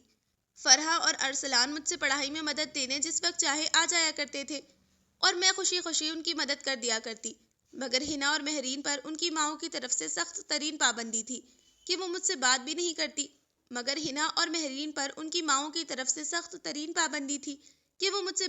نظر نہ آ جائیں۔ 1-2 مرتبہ میرے کمرے میں آ کر ہنا کو ڈانٹتے ہوئے وہاں سے اٹھاتے وقت شیما بھابھی نے بڑی بے چارگی سے مجھ سے کہا تھا، مجھے تو اعتراض نہیں، مگر ریحان ذرا ناراض ہوتے ہیں اور 1-2 مرتبہ کے بعد ہی میں عادی ہو گئی تھی، مگر وہ دونوں شیما بھابی اور نجمہ بھابی کی نظروں سے بچ کر آ ہی جایا کرتی تھی۔ ابی کا شروع سے سب پر ایسا رعب و دبدبا رہا تھا کہ پوتے پوتیاں بھی ان سے بہت سنبھل کر اور محتاط ہو کر بات کیا کرتے تھے۔ حالانکہ اب ابی کو غصہ نہیں آتا تھا، انہوں نے بات بات پر چیخنا چلانا ختم کر دیا تھا۔ وہ شو روم بھی تھوڑی بہت دیر کے لیے جایا کرتے تھے۔ ان کا زیادہ تر وقت عبادت کرتے یا پھر اسٹڈی میں کتابیں پڑھتے گزرتا تھا۔ مجھے پتا تھا ابی کی خاموشی کا سبب میں ہوں۔ میں نے ان کا اٹھا ہوا سر جھکا دیا ہے۔ وہ وقت سے پہلے اتنے بوڑھے اور نڈھال میری وجہ سے ہو گئے ہیں، مگر یہ سب جاننے کے باوجود میں کچھ نہیں کر سکتی تھی۔ ہمیشہ ان سے اتنی دور، اتنے فاصلے پر رہی تھی کہ اب ان کے پاس جاتے جھجک ہوتی۔ میرا دل چاہتا کہ میں ابی کی خوب خدمت کروں، ان کے جوتے اپنے ہاتھوں سے پالش کروں، بالکل امی کی طرح، ان کے کپڑوں اور کھانے وغیرہ کا خیال رکھوں، ان سے پوچھوں کہ آپ نے کھانا پینا اتنا کم کیوں کر دیا ہے۔ اب جب میں انہیں آدھی پون روٹی کھا کر اٹھتا دیکھتی تو میرا دل رو پڑتا تھا۔ پھر میری یہ خواہش کہ میں ابی کی خدمت کروں قدرت نے بڑے تکلیف دہ انداز میں پوری کی تھی۔ وہ شو روم سے گھر واپس آ رہے تھے جب راستے میں ان کا ایک گاڑی سے ایکسیڈنٹ ہو گیا۔ اس ایکسیڈنٹ کے نتیجے میں ان کا آدھا جسم مفلوج ہو گیا تھا۔ وہ قدم جن کی چاپ سن کر ہم لوگ سہم جایا کرتے تھے، آج ویل چیئر پر تھے۔ ہر وقت ان کی خدمت کے لیے ایک آدمی درکار تھا۔ وہ کوشش کرتے کہ ویل چیئر پر بیٹھے بیٹھے اپنا جتنا کام خود کر سکتے ہیں کر لیں۔ شروع میں سب بڑی تندھی سے ان کی خدمت اور تیمارداری میں لگے رہے، مگر آہستہ آہستہ سب بیزار ہونے لگے۔ ابھی وقت بے وقت آوازیں دیتے تو شیما بھابی کا منہ بن جاتا۔ ابی کے سامنے تو وہی چاپلوسانہ مسکراہٹ لے کر جاتی تھی، مگر نگاہوں سے ان کی ناگواری چھپ نہیں پاتی تھی۔ بھابی آپ رہنے دیں، میں خود کر لوں گی۔ میرا فائنل ایئر چل رہا تھا، مگر پڑھائی کے مشکل ترین دنوں میں بھی میں ابی کی طرف سے غافل نہیں ہوئی تھی۔ انہیں نوکروں کے رحم و کرم پر چھوڑ دینے کے لیے میرا دل نہیں مانتا تھا۔ نوکر بھی تو اسی وقت خیال رکھتے ہیں جب گھر والے خیال رکھیں۔ ابھی چلیں، تھوڑی دیر لان میں چل کر موسم کا لطف اٹھاتے ہیں۔ میں ہاسپٹل میں نائٹ ڈیوٹی کا سخت ترین شیڈیول بھگتا کر گھر واپس آتی تو گھر میں اکیلے لیٹے ابی سے مخاطب ہوتی۔ تھکی ہوئی آئی ہو، تھوڑی دیر آرام کر لو۔ وہ مجھ سے باتیں کرنے لگے تھے۔ میں انہیں اپنے کالج اور ہاسپٹل کے قصے سناتی۔ وہ مجھ سے اپنی کسی نئی پڑھی ہوئی کتاب میں سے کوئی اقتباس سناتے۔ میں بالکل تھکی ہوئی نہیں ہوں۔ میں مسکراتے ہوئے ان کی ویل چیئر دھکیلتی ہوئی لان میں لے آتی۔ لان میں موسم انجوائے کرتے ہوئے ان سے بہت سی لایانی باتیں کرتی۔ یہ وائٹ للی کتنے خوبصورت لگ رہے ہیں۔ مالی نے گیندے کے پھول اب تک کیوں نہیں لگائے؟ کراچی میں تو دسمبر کے مہینے میں پنکھے اور اے سی چلانے پڑتے ہیں۔ ہم بہت دیر تک ایسی باتیں کرتے رہتے۔ ان کے لیے اپنے ہاتھوں سے کھانا پکاتی۔ کئی بار میرے پکائے کھانے کی تعریف کرتے ہوئے ابھی بے ساختہ کہتے، زوبی تمہارے ہاتھوں میں تمہاری ماں والا ذائقہ ہے۔ میں انہیں تعجب سے دیکھتی۔ جس عورت سے وہ ساری زندگی شاکی رہے، آج بہت شکستہ لہجے میں اسی عورت کی تعریف کر رہے تھے۔ وہ اپنی کوئی بھی کیفیت مجھ سے شیئر نہیں کرتے تھے، مگر مجھے پتا تھا انہیں بیٹوں کا اجنبی انداز کتنا دکھ دیتا تھا۔ ریحان بھائی تو پھر بھی دن بھر میں ایک مرتبہ انہیں سلام کرنے اور خیریت ان کے کمرے میں پوچھنے آ جایا کرتے تھے، مگر فرمان بھائی ایسی زحمت کبھی کبھار ہفتوں میں کیا کرتے تھے۔ وہ جس کے جاہ و جلال کے سامنے ایک دنیا کانپتی تھی، آج بے بسی کی تصویر بنا زمانہ دیکھتا تھا۔ میں نے برسوں سے خاندان کی تقریبات میں آنا جانا چھوڑ رکھا تھا۔ ابی کے رویے کی وجہ سے خاندان میں بہت کم لوگوں سے میرا میل ملاپ تھا، اور انہی میں سے کبھی کسی کے گھر بلاوا آتا تو میں جانے سے معذرت کر لیا کرتی۔ ایسے ہی ایک مرتبہ میری فرسٹ کزن کی شادی کا بلاوا آیا۔ شیما بھابی نے مجھ سے بڑے اصرار کے ساتھ چلنے کے لیے کہا۔ مجھے ان کے اصرار پر تعجب تھا۔ اگر میں جاتی نہیں تھی تو کوئی بھی مجھ سے ساتھ چلنے کو کہتا بھی نہیں تھا۔ ان کے بضد ہونے پر میں جانے کے لیے تیار ہو گئی تھی۔ ان دنوں میں ویسے بھی بہت خوش تھی۔ میں نے اتنے برسوں میں پہلی مرتبہ ریحان بھائی کی ناراضگی کچھ کم ہوتی محسوس کی تھی۔ انہیں بہت تیز بخار ہو گیا تھا، اور میں اب اس قابل تو ہو چکی تھی کہ انہیں ملیریا کی دوا دے سکوں۔ میں نے خوب دل لگا کر ان کا علاج اور تیمارداری کی۔ وہ بغیر کسی ڈاکٹر کے پاس گئے ہی ٹھیک ہو گئے تھے۔ اگرچہ انہوں نے منہ سے کچھ نہیں کہا تھا، مگر ان کی نظروں میں وہ مخصوص نفرت اور مجھے زندہ دفن کر دینے کی خواہش بھی نظر نہیں آئی تھی۔ میں نے اس بات پر غور ہی نہیں کیا تھا کہ شیما بھابی سے یہ بات برداشت نہیں ہو رہی تھی۔ وہ ہم دونوں بہن بھائی کو ساتھ بیٹھا دیکھ ہی نہیں سکتی تھی، اور اسی لیے مجھے خاص طور پر شادی میں لے کر گئی تھی۔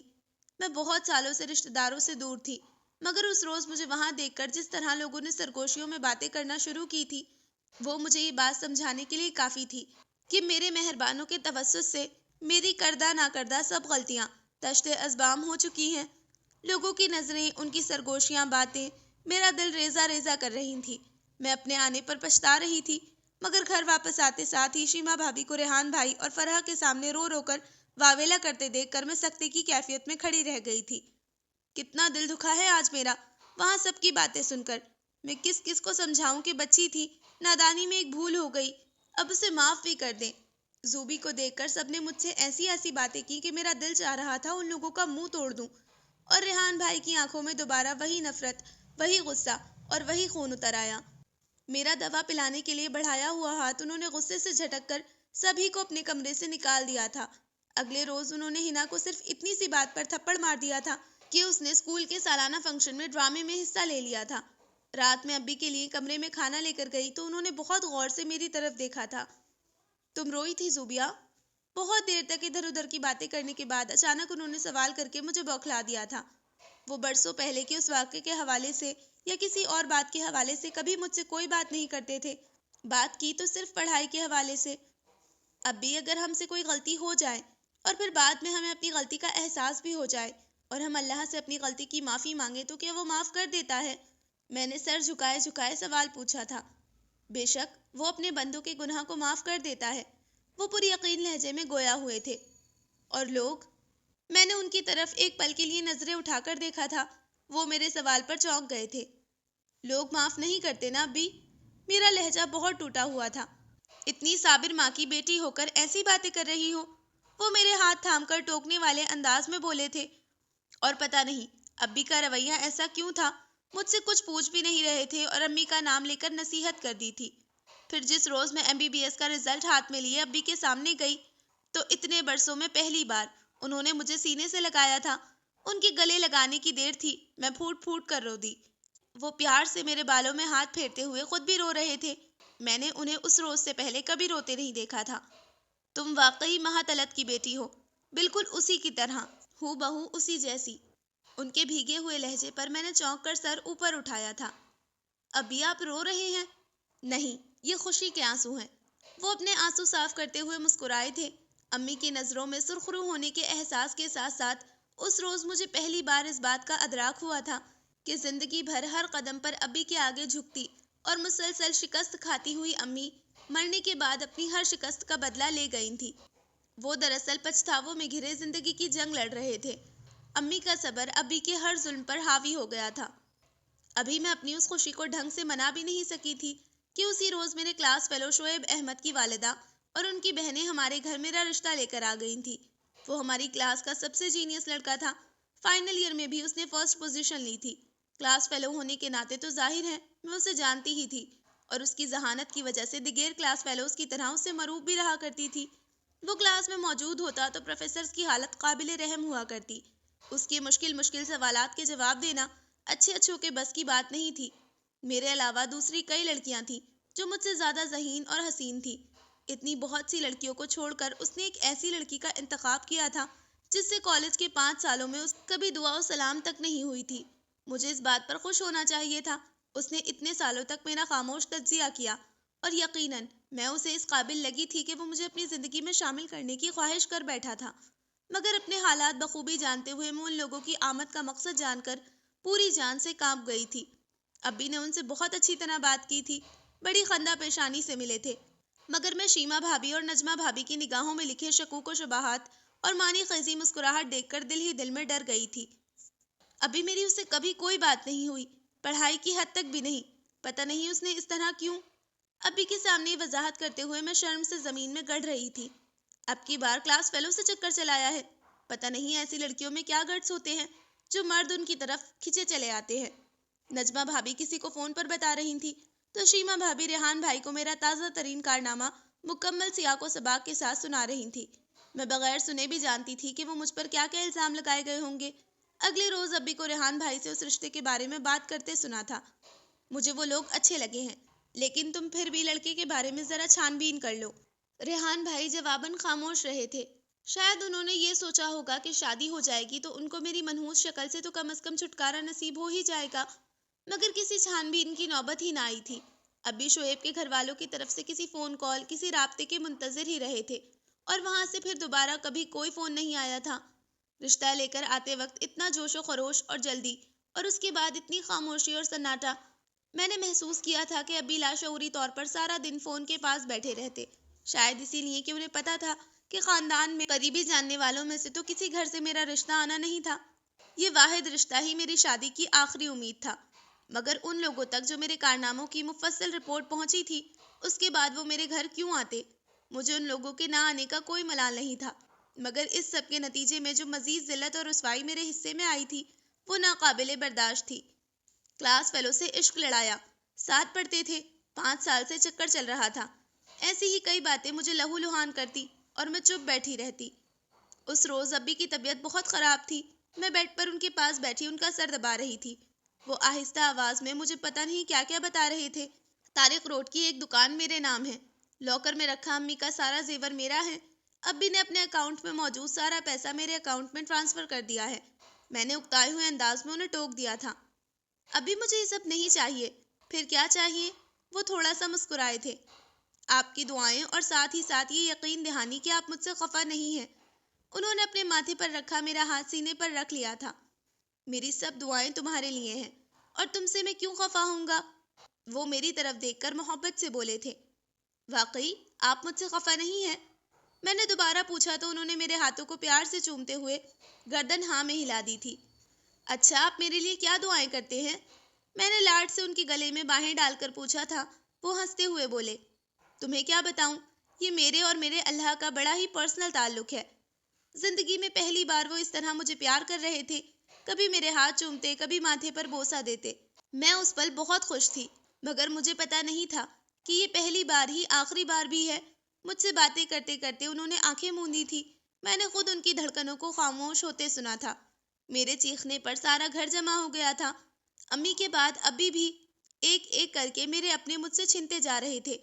فرمان بھائی کو مجھ سے کوئی سروکار نہیں تھا، مگر ریحان بھائی کو میں نے ابی کے بعد اکثر اپنی شادی کی فکر میں مبتلا دیکھا۔ ریحان بھائی کو کاروبار میں خاصا بھاری نقصان ہوا تھا۔ جو پیسہ ڈوبا وہ قرض لیا ہوا تھا۔ قرض کی ادائیگی کے لیے فوری طور پر پیسے کی ضرورت تھی۔ انہیں الجھا اور پریشان دیکھ کر میں پریشان تو خود بھی ہو گئی تھی، مگر پریشانی کا سبب مجھے ریحان بھائی اور فرمان بھائی کی کھانے کی میز پر ہونے والی گفتگو سے پتہ چلا تھا۔ میں نے اپنے اکاؤنٹ میں موجود 10 لاکھ روپے انہیں دیے تو وہ لینے سے انکاری ہو گئے، مگر میں نے زبردستی انہیں وہ چیک دے دیا تھا، اور ایسا کر کے مجھے خوشی ہوئی تھی۔ کیا پتہ اسی طرح آہستہ آہستہ بھائیوں کے دل میری طرف سے صاف ہو جائیں۔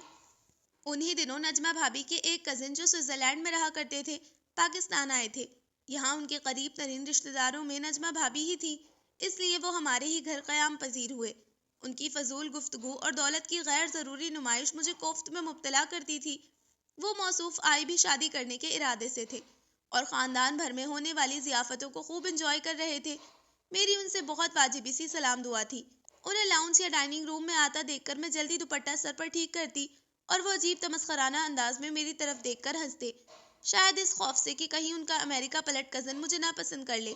نجمہ بھابی انہیں میرے بارے میں سب کچھ بتا چکی تھی۔ اس رات میں سونے کے لیے لیٹ چکی تھی جب اچانک کوئی میرے کمرے کا دروازہ کھول کر اندر داخل ہوا۔ سائڈ ٹیبل پر رکھا لیمپ جل رہا تھا اور لیمپ کی روشنی میں آنے والے کا چہرہ فوراً تو نہیں پہچان پائی تھی، مگر اٹھ کر ضرور بیٹھ گئی تھی۔ وہ سایہ 1-2 قدم آگے بڑھا تو میں گھبرا کر بیڈ سے اتر گئی تھی۔ آپ کی ہمت کیسے ہوئی بغیر میری اجازت میرے کمرے میں آنے کی؟ میں بغیر کسی لحاظ کے چلائی تھی۔ وہ بغیر ہچکچاہٹ یا گھبراہٹ کا شکار ہوئے واپس مڑ کر دروازہ لاک کرتا ہوا اطمینان سے بولا تھا، میں جس جگہ سے آیا ہوں وہاں یہ بڑی عام سی بات ہے، اور تمہارے لیے بھی یقیناً یہ بڑی عام سی ہوگی، پھر اتنا غصے میں آنے کی کیا ضرورت ہے؟ میں نے اس کے منہ پر کھینچ کر ایک بھرپور تھپڑ مارا تھا۔ اس کے ایک دم لڑکھڑا کر پیچھے گرنے سے مجھے اندازہ ہو گیا تھا کہ اس نے شراب پی رکھی ہے۔ اس کی لڑکھڑاہٹ کا فائدہ اٹھاتے میں نے جلدی سے کمرے کا لاک کھولا تھا اور چیخ کر ریحان بھائی، فرمان بھائی کو آوازیں دی تھی۔ 1 منٹ کے اندر اندر سب وہاں پہنچ چکے تھے۔ وہ مجھ سے ایسی کوئی توقع نہیں کر رہا تھا، اس لیے بری طرح گھبرا گیا تھا۔ کیا ہوا ہے؟ ریحان بھائی کو دیکھ کر مجھے ایک دم رونا آ گیا تھا۔ اپنے ہی گھر میں اتنی غیر محفوظ تھی میں۔ ابھی میں نے کچھ کہنے کے لیے لب کھولے ہی تھے کہ شیما بھابی طنزیہ انداز میں بول پڑی، ہم لوگ سمجھتے تھے تم بدل گئی ہو، مگر تم نے تو اپنے ہی گھر میں بھائیوں کی آنکھوں میں دھول جھونکنا شروع کر دی ہے۔ میں ان کے اس الزام پر بلبلا اٹھی تھی۔ جب غلطی پر تھی چپ چاپ ہر الزام سہا تھا، خاموشی سے مار کھائی تھی، مگر آج بنا قصور کے اتنا بڑا الزام سہنے کے لیے میں تیار نہیں تھی۔ میں نے کچھ نہیں کیا ہے، اگر آنکھوں میں دھول جھونکنی ہوتی تو آپ لوگوں کو چیخ کر نہیں بلاتی، میں بلند آواز میں بولی۔ اور وہ تمہارے ہی کمرے میں کیوں آیا؟ حنا کے کمرے میں کیوں نہیں چلا گیا؟ نجمہ بھابی مجرموں کی طرح سر جھکا کر کھڑے ہوئے اپنے کزن کو دیکھ کر دانت پیستے ہوئے بولی تھی۔ صرف اور صرف تم دونوں کی وجہ سے۔ میں جنونی انداز میں شیما بھابی اور ان کے برابر میں کھڑی نجمہ بھابی کی طرف بڑھی۔ آخر میں نے تم دونوں کا بگاڑا کیا ہے؟ میں نے ہذیانی کیفیت میں شیما بھابی کو جھنجھوڑ ڈالا تھا۔ فرمان بھائی ایک دم آگے بڑھے تھے اور انہیں میری گرفت سے چھڑوایا تھا، مگر میں اسی جنونی انداز میں دوبارہ ان کی طرف بڑھی تھی۔ فرمان بھائی نے مجھے کھینچ کر روکتے ہوئے مارنے کے لیے ہاتھ اٹھایا تھا، مگر میں نے بڑی بے خوفی سے ان کا ہاتھ روک لیا تھا۔ اس پل شاید میں اپنے آپ میں نہیں تھی۔ ذلیل، بے غیرت! میرا ہاتھ جھٹکتے ہوئے انہوں نے تھپڑ مارا تو میں پیچھے کی طرف قدم اٹھاتی ہوئی بغیر روئے وحشت زدہ انداز میں چلائی تھی، تم سب ذلیل ہو، بے غیرت ہو۔ اگر کسی نے مجھ پر ہاتھ اٹھایا تو میں اس کے ہاتھ توڑ دوں گی۔ نکالیں اسے۔ چوری اور سینہ زوری بجائے غلطی ماننے کے ہم پر چڑھ رہی ہے۔ وہ دونوں مل کر اپنے اپنے شوہروں سے بول رہی تھی۔ تم لوگ مجھے کیا نکالو گے؟ میں خود تمہارے اس گھر پر تھوک کر جا رہی ہوں۔ پھر جب میں چلی جاؤں تو ایک ایک کو فون کر کے بتانا تمہاری نند گھر سے بھاگ گئی ہے۔ ایسی باتیں کرنے میں تو خوب ماہر ہو نا تم۔ میں شیما بھابی پر نظریں جما کر طنزیہ انداز میں ہنسی تھی اور سب کو نظر انداز کر کے واپس اپنے کمرے میں گھس گئی تھی۔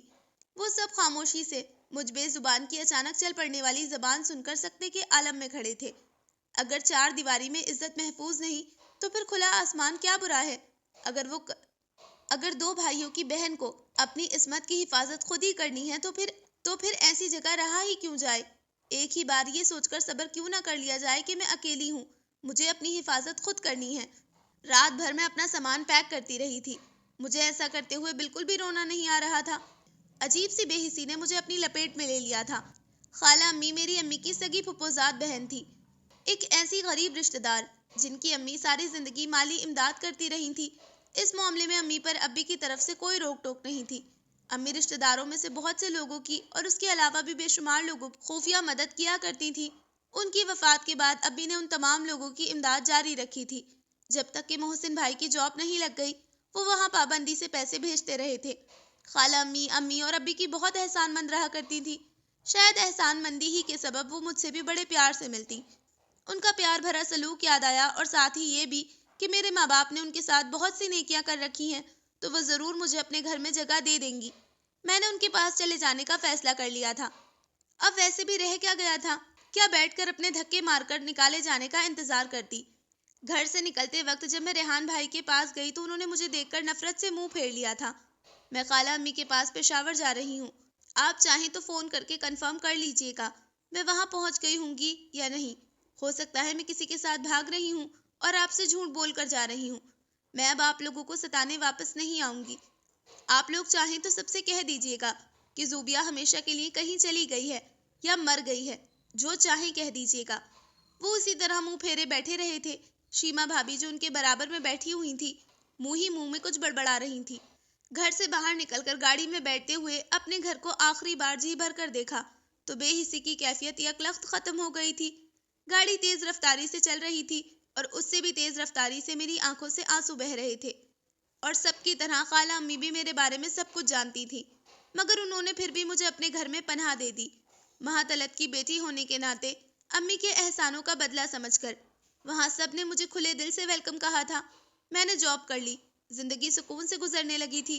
میں نے خالہ امی کو اپنے آنے کی وجہ سچ سچ بتا دی تھی اور انہوں نے میرے فیصلے کو درست قرار دیا تھا۔ وہ ریحان بھائی اور فرمان بھائی کو بھی اکثر برا بھلا کہا کرتی، جن سے اپنی بہن اچھی طرح نہیں رکھی جا سکی، مگر میرا یہ سکون اور اطمینان بہت تھوڑے سے دن برقرار رہ پایا تھا۔ میری بدقسمتی ایک بار پھر پیچھا کرتے ہوئے وہاں آ پہنچی تھی۔ صرف 1 سال بعد میں دوبارہ گھر بدر کر دی گئی تھی۔ میں زندگی سے مایوس ہو گئی تھی، مجھے آنے والے وقت سے کوئی اچھی امیدیں ہی نہ رہی تھی۔ پھر میری زندگی کا نیا دور شروع ہوا، میں یہاں آ گئی۔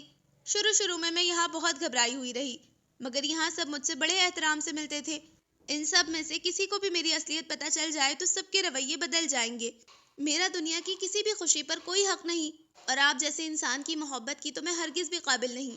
وہ اپنے سے چند قدموں کے فاصلے پر بیٹھی اس لڑکی کو بڑے دکھ سے دیکھ رہا تھا جس نے زندگی میں بے شمار دکھ اٹھائے تھے، جو بظاہر بہت کمزور اور بزدل لگتی تھی مگر اندر سے بہت بہادر تھی۔ چلے زوبیہ۔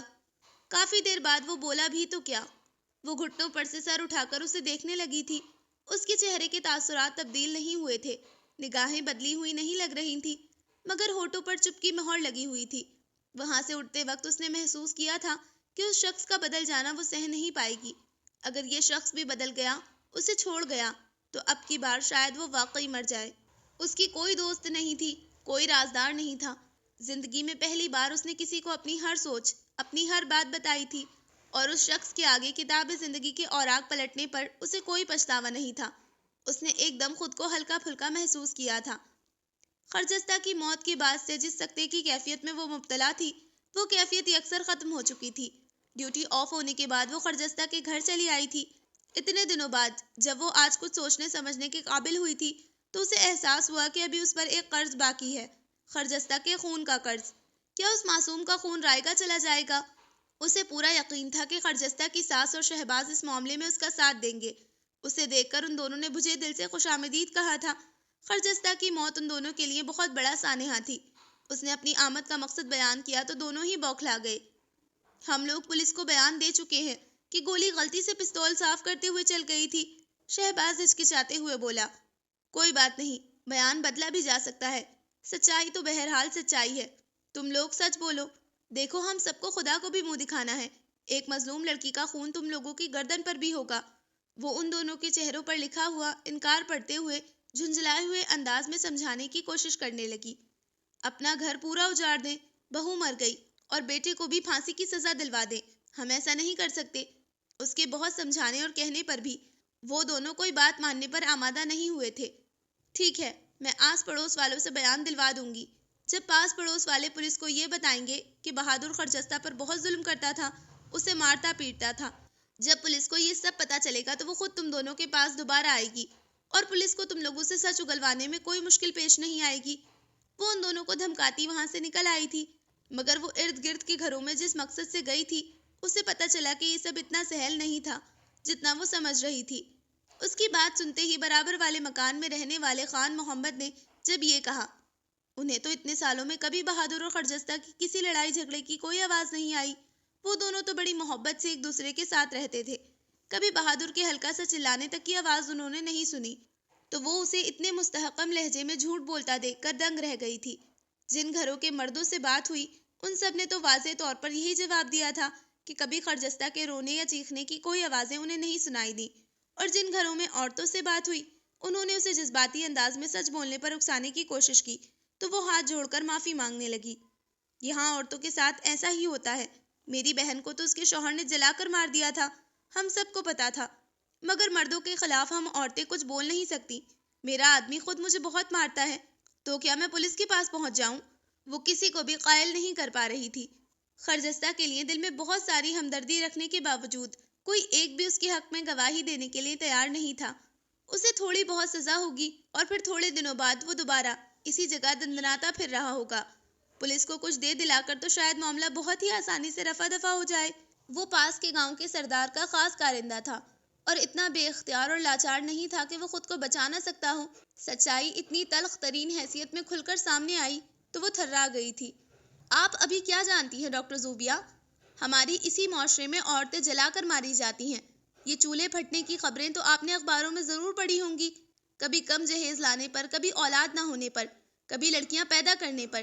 ہمارے اسی معاشرے میں عورتیں ماری جاتی ہیں۔ اگر آپ نے اس معاملے کو آگے بڑھانے کی کوشش کی، اس حادثے کو قتل ثابت کرنا چاہا، اور چلے مان لیا کہ قتل ثابت ہو جاتا ہے، پھر آپ کا مخالف وکیل بہادر کی طرف سے خرجستہ کے کردار پر حملہ کرے گا۔ وہ آوارہ تھی، بد چلن تھی، بد کردار تھی، اس کے اپنے دیور کے ساتھ ناجائز تعلقات تھے، اور کیا ایک غیرت مند شوہر ایسی صورت میں بیوی کو جان سے نہ مار دیتا؟ اسے ضرور ایسا ہی کرنا چاہیے تھا، کیونکہ غیرت سے بڑھ کر مرد کا وار کیا ہو سکتا ہے؟ وہ بڑی بے رحمی سے کڑوی سچائیاں بیان کر رہا تھا۔ زوبیہ آنکھوں میں آنسو لیے خاموشی اس کی زبان سے نکلتے تلخ حقائق سن رہی تھی۔ اس کی آنکھوں میں آنسو دیکھ کر وہ ایک لمحے کے لیے چپ ہو گیا تھا۔ شکست خوردہ اور نڈھال وہ ہاسپٹل پہنچی تو بے اختیار اس کا دل چاہا کہ وہ اسفندیار سے ملے، اس سے کہے کہ مجھے تسلی دو، کوئی ایسی بات کرو کہ میرے بے قرار دل کو قرار آ جائے۔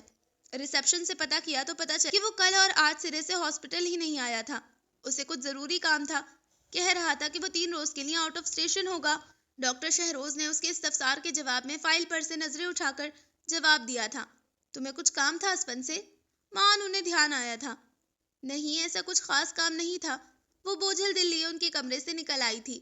اتنی جرأت تو آپ میں ہونی چاہیے تھی ڈاکٹر اسفندیار خان کہ اگر میری سچائی جاننے کے بعد آپ اپنی محبت سے دستبردار ہو گئے ہیں تو یہ بات آپ کو میرے منہ پر کہنی چاہیے تھی۔ رات کے اس پہر وہ چپ چاپ ہاسپٹل کی ٹھنڈی سیڑھیوں پر بیٹھی تھی۔ سامنے ہاسپٹل کے پچھلے دروازے سے نکل کر 2 ہیولے باغ کی طرف بڑھے تھے۔ وہ اماوس کی رات تھی، گھپ اندھیرا، گارڈن لائٹس بھی اکا دکا ہی جل رہی تھی۔ رات کے اس پہر آنے والوں کو اس تک پہنچنے کی جلدی بھی بہت تھی۔ وہ دونوں بہت تیز تیز اس کے پاس آ رہے تھے۔ میں اسفندیار خان ہوں۔ اس شاندار آفس میں بیٹھے بلیک سوٹ میں ملبوس پختہ عمر کے مرد سے مصافحہ کرتے ہوئے اس نے اپنا تعارف کروایا تھا۔ تشریف رکھیے۔ انہوں نے بڑی رسمی اور پروفیشنل قسم کی مسکراہٹ چہرے پر سجا کر اسے سیٹ آفر کی تھی۔ ان کے مزید کوئی بات کہنے یا کچھ دریافت کرنے سے پہلے ہی وہ بول پڑا تھا۔ آپ زوبیہ خلیل کو جانتے ہیں؟ ڈاکٹر زوبیہ خلیل کو۔ وہ ایک دم ٹھٹک گئے تھے۔ وہ مسلسل جواب طلب نظروں سے انہیں دیکھ رہا تھا۔ آپ نے بتایا نہیں؟ وہ دوبارہ بولا تو انہوں نے کچھ سوچتے ہوئے جواب دیا۔ جی ہاں، وہ میری بہن ہے۔ آپ اسے کیسے جانتے ہیں؟ انہوں نے محسوس کیا کہ بہن کا لفظ انہوں نے بہت اٹکتے ہوئے اور سوچ کر بولا تھا۔ وہ میرے ہاسپٹل میں پچھلے 1.5 سال سے جاب کر رہی ہیں۔ جاننے والی بات کا جواب تو یہ ہو گیا، اور دوسرا سوال جو آپ یقیناً مجھ سے پوچھنا چاہ رہے ہوں گے کہ میں آپ کے پاس کس سلسلے میں آیا ہوں، تو اس کا جواب یہ ہے کہ ہمارے یہاں کے رسم و رواج کے مطابق جب کسی لڑکی سے شادی کرنی ہوتی ہے تو رشتہ لے کر اس کے سرپرستوں کے پاس جایا جاتا ہے۔ میں اس سے شادی کرنا چاہتا ہوں۔ آپ اس کے بڑے بھائی ہیں، اس لحاظ سے آپ ہی اس کے سرپرست ہوئے، چنانچہ میں آپ کے پاس چلا آیا۔ وہ بڑے پرسکون انداز میں بول رہا تھا۔ اس کی بات سن کر ان کے لبوں پر استہزائیہ مسکراہٹ نمودار ہوئی۔ آپ کو اس سے شادی کرنی ہے، ضرور کریں۔ اس سلسلے میں میرے پاس آنے کی آپ کو قطعاً کوئی ضرورت نہیں تھی۔ ان کے انداز میں لا تعلقی اور سرد مہری کے سوا کچھ بھی نہیں تھا۔ ایک بار اپنے دل میں جھانک کر دیکھیں، کیا واقعی آپ اس سے نفرت کرتے ہیں، یا پھر یہ محض ایک جھوٹی انا اور نام نہاد غیرت ہے جو آپ کو اس لا تعلقی کا اعلان کرنے پر مجبور کر رہی ہے؟ اس نے ان کی آنکھوں میں آنکھیں ڈال کر سوال کیا تھا۔ تو اس نے آپ کو اپنی وکالت کے لیے بھیجا ہے؟ آخر اسے اچانک ایسی کیا ضرورت آن پڑی؟ بھائیوں اور سرپرستوں کی؟ وہ تمسخرانہ انداز میں اس سے مخاطب ہوئے۔ وہ بہت اچھی ہے، بہت بہادر اور بہت سچی۔ اسے میری وکالت، صفائی، گواہی، کسی چیز کی کوئی ضرورت نہیں۔ میں اپنی مرضی سے آپ کے پاس آیا ہوں، مجھے کسی نے یہاں نہیں بھیجا۔ اس جیسی اچھی لڑکی کی یہ بہت بڑی توہین ہوگی اگر میں کہیں اس کے لیے رحم کی یا ہمدردی کی بھیک مانگنے جاؤں۔ میں تو بس یہ سوچ کر چلا آیا تھا کہ کیا پتا آپ اتنے سالوں میں کچھ بدل گئے ہوں۔ ہو سکتا ہے آپ خود بھی اسے یاد کرتے ہوں۔ شادی تو بہرحال مجھے اسی سے کرنی ہے۔ میں تو بس صرف یہ چاہتا تھا کہ وہ لڑکی پوری عزت کے ساتھ اپنے باپ کے گھر سے رخصت ہو۔ اب کی بار وہ کچھ نہیں بول پائے تھے، بس خاموشی سے اسے دیکھے چلے جا رہے تھے۔ اور جس آزاد اور خود مختار زندگی کا آپ ذکر کر رہے ہیں، اسے وہ زندگی گزارنے پر مجبور کرنے والا کون ہے؟ کیا آپ نے اتنے برسوں میں کبھی یہ بات سوچنے کی زحمت کی؟ کوئی بھی انسان اپنا گھر اپنی خوشی سے نہیں چھوڑتا، اور وہ پاگل لڑکی تو آج بھی اپنے اس گھر کو، اس کے مکینوں کو یاد کر کے آنسو بہاتی ہے۔ وہ گھر جس میں اس نے آنکھ کھولی، جہاں اس کے ماں باپ کی یادیں ہیں، جہاں اس کے 2 پیارے بھائی رہتے ہیں۔ آپ لوگوں کی اتنی بے تحاشا نفرت بھی اس کے دل سے آپ لوگوں کی محبت نہیں نکال پائی۔ آج بھی اپنے ریحان بھائی اور فرمان بھائی کا ذکر کرتے ہوئے اس کی آنکھیں بھیگ جاتی ہیں۔ لیکن آپ کی سمجھ میں یہ باتیں نہیں آئیں گی۔ میں اس کی کوئی وکالت کرنے نہیں آیا تھا۔ وہ جب کہیں غلط تھی ہی نہیں تو پھر میں اس کی طرف سے صفائی پیش کرنے کی ضرورت بھی محسوس نہیں کرتا۔ میں تو صرف اس لیے، لیکن رہنے دیں اس بات کو۔ آپ کے نزدیک تو شاید یہ سستی جذباتیت ہوگی۔ بھائی کا بہن کو رخصت کرتے وقت سر پر ہاتھ رکھ کر خوشیوں کی دعا دینا سستی جذباتیت ہی تو ہے۔ اس کے لہجے میں طنزیہ کاٹ کے ساتھ ساتھ بہت سے دکھ بھی ہلکورے لے رہے تھے۔ کبھی میرے چھوٹے سے گاؤں میں آ کر دیکھیے گا ریحان خلیل، کہ وہ لڑکی وہاں کتنی ہر دل عزیز ہے، اور سب کو خود سے پیار کرنے پر اس کے سلوک نے مجبور کیا ہے۔ آپ لوگوں کی اتنی ساری نفرتیں مل کر بھی اس کی جگہ کوئی اور لڑکی ہوتی تو خود پر اتنے الزامات سہتے سہتے تنگ آ کر آخر ایک روز یہ فیصلہ کر لیتی کہ ٹھیک ہے، اگر میں بری ہوں تو اب بری بن کر ہی دکھاؤں گی۔ انسانی نفسیات کی روح سے اسے ایسا ہی کرنا چاہیے تھا، مگر اس نے ایسا نہیں کیا۔ پتہ نہیں اتنی برداشت اور اتنا حوصلہ اس لڑکی میں کہاں سے آ گیا۔ وہ گمسم سے بیٹھے تھے جبکہ وہ اپنی بات مکمل کر کے کرسی سے اٹھ چکا تھا۔ یا تو آپ یاد تو آپ اسے ضرور کریں گے ریحان خلیل، آج نہیں تو 10 سال بعد، 15 سال بعد، کبھی نہ کبھی آپ بھی اپنے ضمیر کی عدالت میں ایک روز جواب دہ ضرور ہوں گے، مگر تب شاید بہت دیر ہو چکی ہوگی، تب آپ کے پاس صرف ملال ہوں گے، پچھتاوے ہوں گے، بالکل اسی طرح جیسے آپ کے والد نے اپنی عمر کا آخری حصہ پچھتاووں کی نظر کر دیا تھا۔ اور انہیں کس کس بات کا پچھتاوا تھا؟ زوبیہ سمجھتی ہے انہیں بیوی سے برے سلوک پر ملال ہوتا تھا۔ بے شک انہیں اس بات پر بہت ندامت تھی، مگر ساتھ ہی ساتھ وہ خود کو اپنی اولاد کا بھی مجرم سمجھتے تھے۔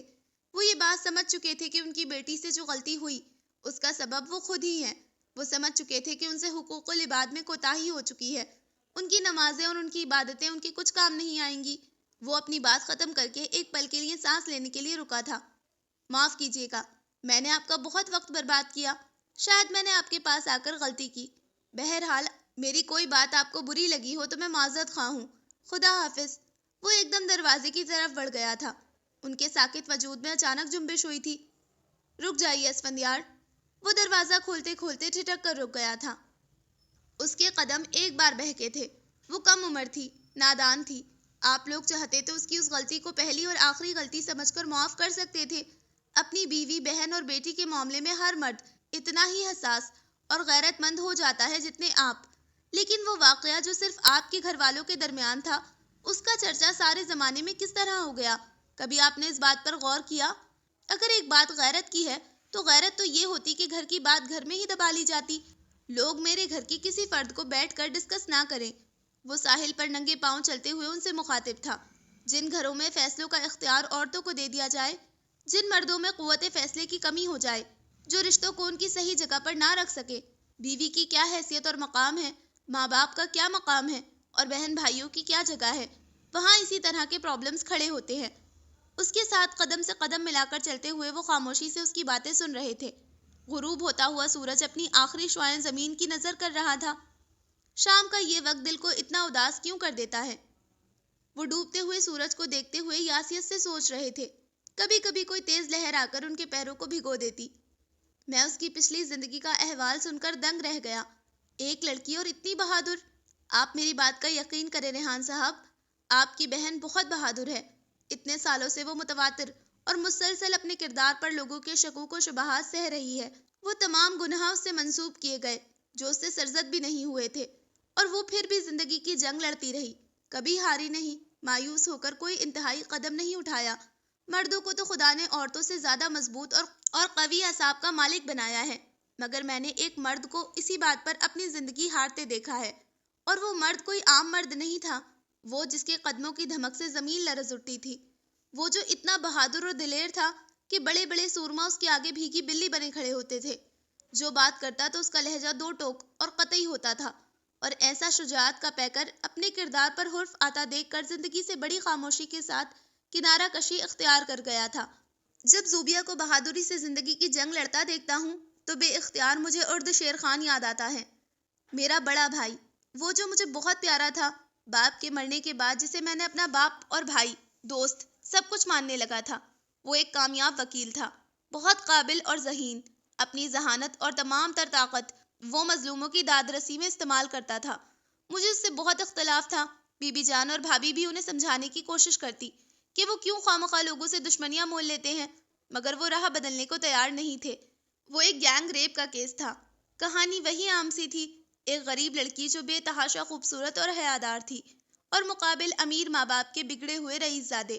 مخالف پارٹی اثر و رسوخ والی تھی، ان کا وکیل شہر کا بہترین وکیل تھا، تو مقابل ارد شیر خان بھی کچھ کم نہ تھا۔ انہوں نے اسے خرید اور اپنے حق میں ہموار کرنے کی ہر ممکن حد تک کوشش کی، مگر وہ ارد شیر خان، اسے کیا کوئی خرید سکتا تھا؟ تمام گواہیاں اور سارے ثبوت ارد شیر لالا نے ان لوگوں کے خلاف اکٹھے کر لیے تھے۔ کیس ہر لحاظ سے ان کے حق میں تھا، مقدمے کا فیصلہ سنایا جانا باقی تھا۔ ان لوگوں کو کڑی سے کڑی سزا ملنے کی قوی امید تھی کہ اچانک سب کچھ بدل گیا۔ وہ جو عورتوں کے حق کی بات کرتا تھا، ایک لڑکی کو بے آبرو کرنے والوں کو پھانسی کے پھندے تک پہنچانا چاہ رہا تھا، خود اس پر یہی الزام لگ گیا۔ بکھرے ہوئے ہولیے اور چیخ چیخ کر روتی واویلا کرتی اس لڑکی کو وہ اس روز سے پہلے جانتے تک نہ تھے۔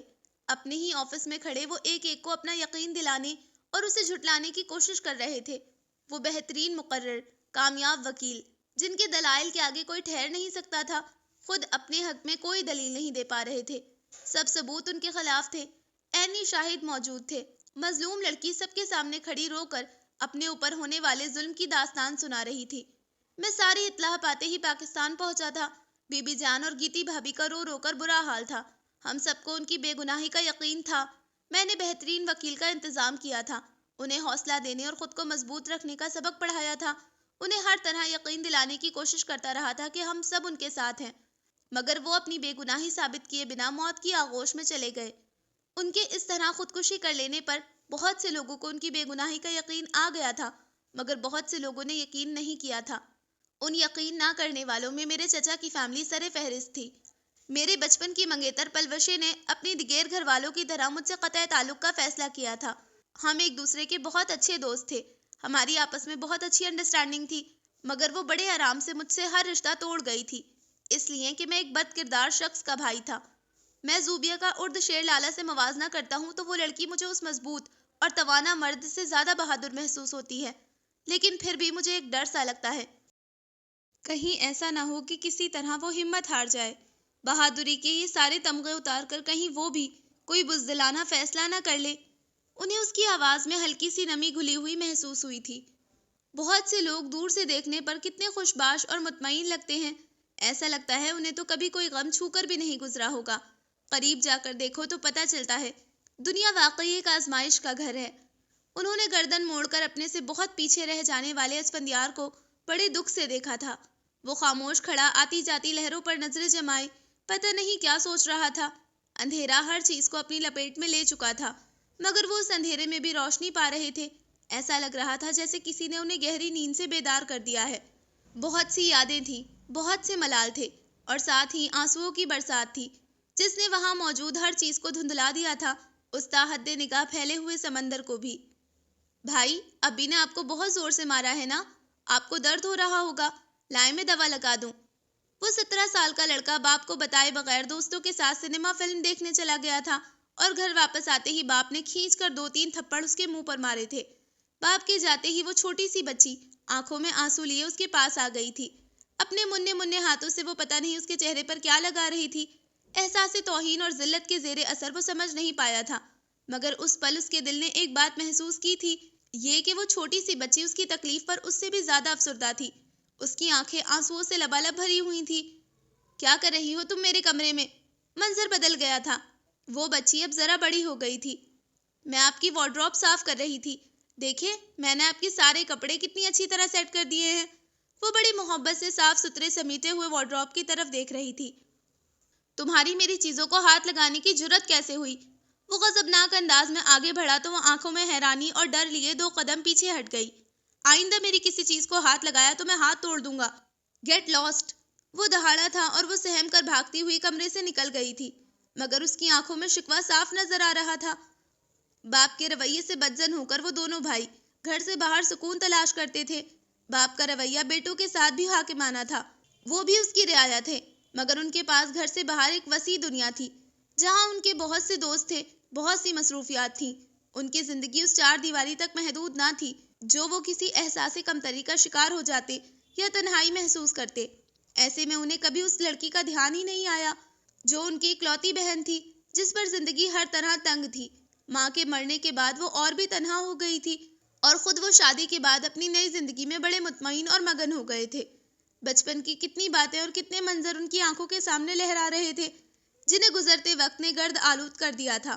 آج جب ان یادوں سے گرد جھڑی تو ایک ایک منظر اس طرح یاد آتا چلا گیا جیسے یہ سب ابھی کل ہی کی بات تھی۔ ہاں، اس سے غلطی ہو گئی تھی، مگر اس کی غلطی سے بھی زیادہ بڑی غلطیاں تو وہ کرتے رہے تھے، اور وہ بھی مسلسل۔ کبھی انہوں نے سکون سے بیٹھ کر یہ بات سوچنے کی کوشش کیوں نہ کی کہ گھر کے افراد کے مابین ہونے والی ایک بات کا تذکرہ سارے خاندان میں کس طرح ہو گیا؟ ساتھ رہتے انہوں نے کبھی اپنی بیوی کی بری عادتوں کو سمجھنے کی کوشش کیوں نہ کی؟ بیوی کو بیوی بنا کر کیوں نہ رکھا؟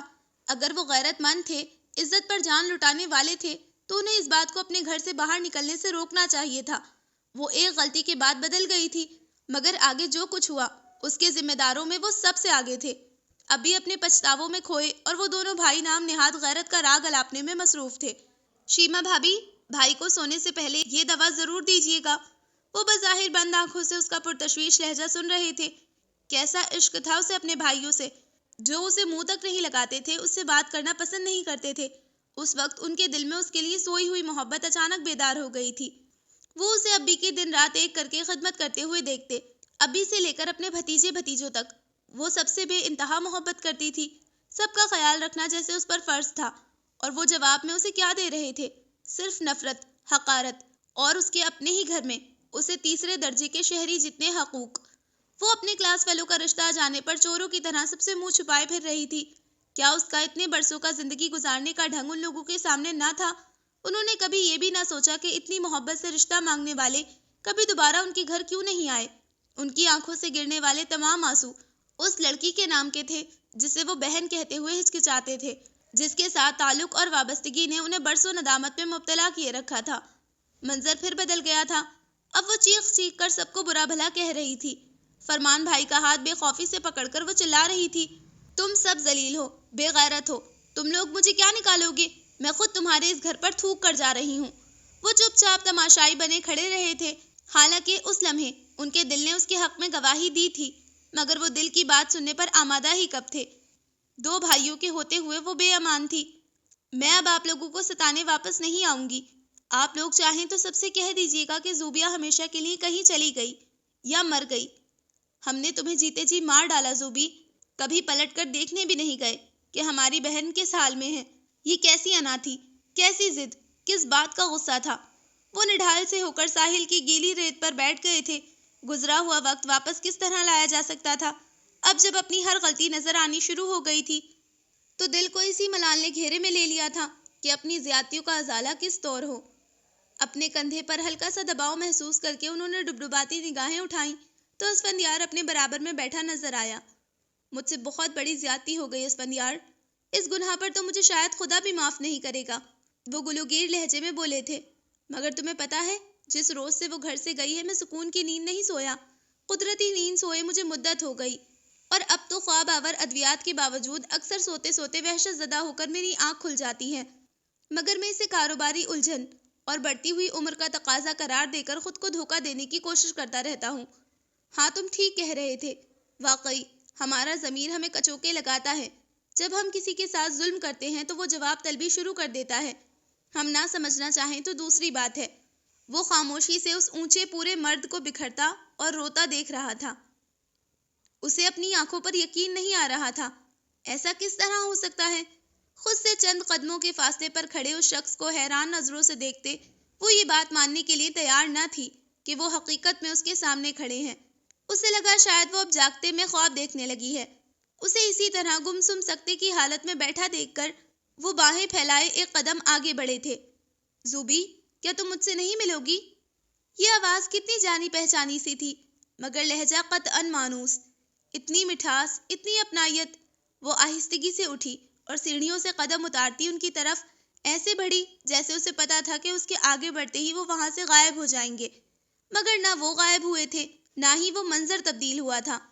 اس سے ایک قدم کے فاصلے پر اس کا بھائی کھڑا تھا، اور اس کے پیچھے پرسکون انداز میں کھڑا وہ شخص مسکراتی نگاہوں سے اس کی سمت دیکھ رہا تھا، جسے وہ اپنے تمام کھوئے ہوئے رشتوں کی طرح رو چکی تھی، اپنے حساب سے جسے اس نے کھو دیا تھا۔ بھائی! چیخ کی صورت یہ لفظ اس کے منہ سے نکلا تھا۔ اگلے پل وہ ان کی باہوں میں چھپی زاروں قطار رو دی تھی۔ اسے چپ کراتے کراتے وہ خود بھی رو پڑے تھے۔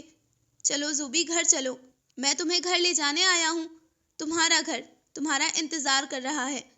اس کا چہرہ ہاتھوں میں لے کر انہوں نے بہت پیار سے کہا تھا۔ وہ آنسو بھری نگاہوں سے انہیں حیرت سے تکے جا رہی تھی۔ وہ اس کی آنکھوں میں لکھا ہر سوال بڑے آرام سے پڑھ چکے تھے۔ ہم لوگوں نے تمہارے ساتھ بہت زیادتی کی ہے، جو وقت گزر گیا وہ تو اب واپس نہیں آ سکتا میری جان، میں اب ہر زیادتی کا ازالہ کروں گا۔ اسفندیار بہن بھائی کے اس ملن پر گہری طمانت محسوس کرتا خاموشی سے مسکراتا ہوا وہاں سے چلا گیا تھا۔ ساری رات جاگ کر وہ دونوں آپس میں بہت سی چھوٹی چھوٹی باتیں کرتے رہے تھے، وہ باتیں جو انہوں نے کبھی بھی ایک دوسرے سے نہیں کہی تھی۔ آذان کی آواز پر وہ دونوں چونکے تھے۔ یہ اس کی زندگی کی سب سے خوبصورت رات اور خوبصورت ترین صبح تھی۔ جب ہم اللہ سے شکوے کرنے میں دیر نہیں کرتے تو شکر ادا کرنے میں کیوں دیر کریں؟ وضو کرنے کے لیے جاتے اس نے خود سے کہا تھا۔ وہ ہاسپٹل کے تمام وارڈز میں گھومتے، وہاں کے ایک ایک شخص کے منہ سے اس کی تعریفیں سن رہے تھے۔ ہر شخص کے پاس اس کے حوالے سے کوئی نہ کوئی قابل ذکر بات موجود تھی۔ وہ لڑکی یہاں اتنی زیادہ چاہی جاتی تھی، حیرت کے ساتھ ساتھ انہیں عجیب سا فخر بھی محسوس ہو رہا تھا۔ یہاں ان کا حوالہ یہ تھا کہ وہ ڈاکٹر زوبیہ خلیل کے بھائی ہیں، اور اس حوالے سے وہ سب کے لیے انتہائی قابل احترام اور معزز مہمان تھے۔ دوپہر میں ان لوگوں کی واپسی تھی، اور جانے سے پہلے وہ ایک مرتبہ اسفندیار سے بات ضرور کرنا چاہتی تھی، مگر اس سے بات کرنے کا موقع ہی نہیں مل پا رہا تھا۔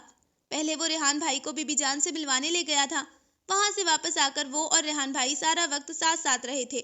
اس سے سامنا ہونے پر بس مسکراتے ہوئے اس کے سلام کا جواب دے دیا گیا تھا۔ جس شخص نے اس کی راہوں کے تمام خار اپنے ہاتھوں سے ہٹائے تھے، جس نے اسے اس کا کھویا ہوا مان لوٹایا تھا، اس کے وجود کو معتبر کروایا تھا، کیا وہ جانے سے پہلے اسے شکریہ کا ایک لفظ تک نہ کہتی؟ مگر جانے کا وقت آ گیا تھا، اور وہ اسے کہیں پر بھی اکیلا نہیں ملا تھا کہ وہ اسے کچھ کہہ پاتی۔ بولو، کیا کہنا چاہتی ہو؟ وہ لوگ جانے کے لیے نکل رہے تھے۔ وہ آہستہ آہستہ چلتی سب سے پیچھے رہ گئی تھی۔ وہ باقی لوگوں سے قصداً تھوڑا پیچھے رہ گیا تھا۔ سب سیڑھیوں سے اتر کر پارکنگ کی طرف بڑھ گئے تھے، جبکہ وہ دونوں کوریڈور میں کھڑے تھے، ایک دوسرے کے آمنے سامنے۔ لیکن اس سے بھی پہلے مجھے یہ بتاؤ کہ تم نے صرف ان 2 دنوں میں میرے بارے میں کتنی منفی باتیں سوچ ڈالی تھی؟ سچ سچ بتانا۔ وہ اس کی آنکھوں میں دیکھتا ہوا خفگی سے بولا، یوں جیسے اسے یقین تھا کہ اس نے ضرور کچھ نہ کچھ الٹا سیدھا سوچا ہوگا۔ آپ نے کچھ کہا جو نہیں تھا؟ کوئی بھی بات، کوئی تسلی؟ وہ شرمندگی سے سر جھکا کر اعتراف کر رہی تھی۔ میں کچھ کہتا کیوں، عمل کیوں نہ کرتا؟ تمہارے پاس بیٹھ کر تمہارے آنسو صاف کرتا، تسلیاں دیتا کہ فکر مت کرو، سب ٹھیک ہو جائے گا۔ خود جا کر سب ٹھیک کرنے کی کوشش کیوں نہ کرتا؟ تمہیں پتا ہے نا، مجھے تقریریں کرنا زہر لگتا ہے۔ وہ بڑے ناراض لہجے میں گویا ہوا تھا۔ آپ نے میرے لیے اتنا کچھ کیا ہے کہ میں… اس کا دھیمے سروں میں ادا کیے جانے والا یہ جملہ اسفندیار نے بڑی بے ساختگی سے درمیان میں ہی کاٹ دیا تھا۔ اب خدا کے لیے تم یہ شکریہ، نوازش اور مہربانی قسم کے الفاظ بول کر میرا موڈ مت خراب کر دو۔ وہ بڑی سنجیدہ نگاہوں سے اس کی طرف دیکھ رہا تھا۔ میں نے جو کچھ کیا وہ سب تو مجھے کرنا ہی تھا، تمہارے لیے نہیں بلکہ اپنے لیے۔ میں نے جو بھی کیا صرف اور صرف اپنے لیے کیا۔ وہ اس کی باتوں کا مطلب سمجھ نہیں پائی تھی، اور اس کی حیران سی شکل دیکھ کر تھوڑا سا مسکرایا تھا۔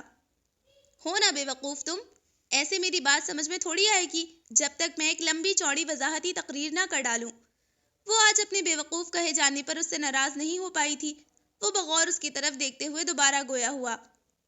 میں وہاں اپنے لیے گیا تھا، اس لیے کہ تمہاری عزت میری عزت ہے، تمہاری بے عزتی میری بے عزتی ہے، تمہاری خوشی میری خوشی ہے، تمہارا غم میرا غم ہے۔ لہٰذا یہ سب کچھ میں نے تمہارے لیے نہیں بلکہ اپنے لیے کیا ہے۔ تم میرے منہ سے یہ جملے اس روز سننا چاہتی تھی۔ میں نے تمہارے چہرے پر لکھی یہ خواہش پڑھ لی تھی کہ تم کوئی وعدہ، کوئی تسلی آمیز جملہ سننا چاہتی ہو، مگر اس روز یہ باتیں تم سے کہتے ہوئے میں اتنا اچھا محسوس نہیں کر سکتا تھا جتنا آج کر رہا ہوں۔ اب یہ بولتے ہوئے مجھے ایسا نہیں لگ رہا کہ میں کھوکھلے الفاظ ادا کر رہا ہوں۔ وہ بس خاموشی سے ایک ٹک اسے دیکھے جا رہی تھی۔ اس نے اس کے ہاتھ کو بڑی محبت سے اپنے ہاتھ میں لیا اور بڑے مستحکم لہجے میں بولا، وہ سب لوگ جو مجھ سے پیار کرتے ہیں، میری عزت کرتے ہیں، انہیں تم سے بھی اتنا ہی پیار کرنا پڑے گا جتنا مجھ سے کرتے ہیں۔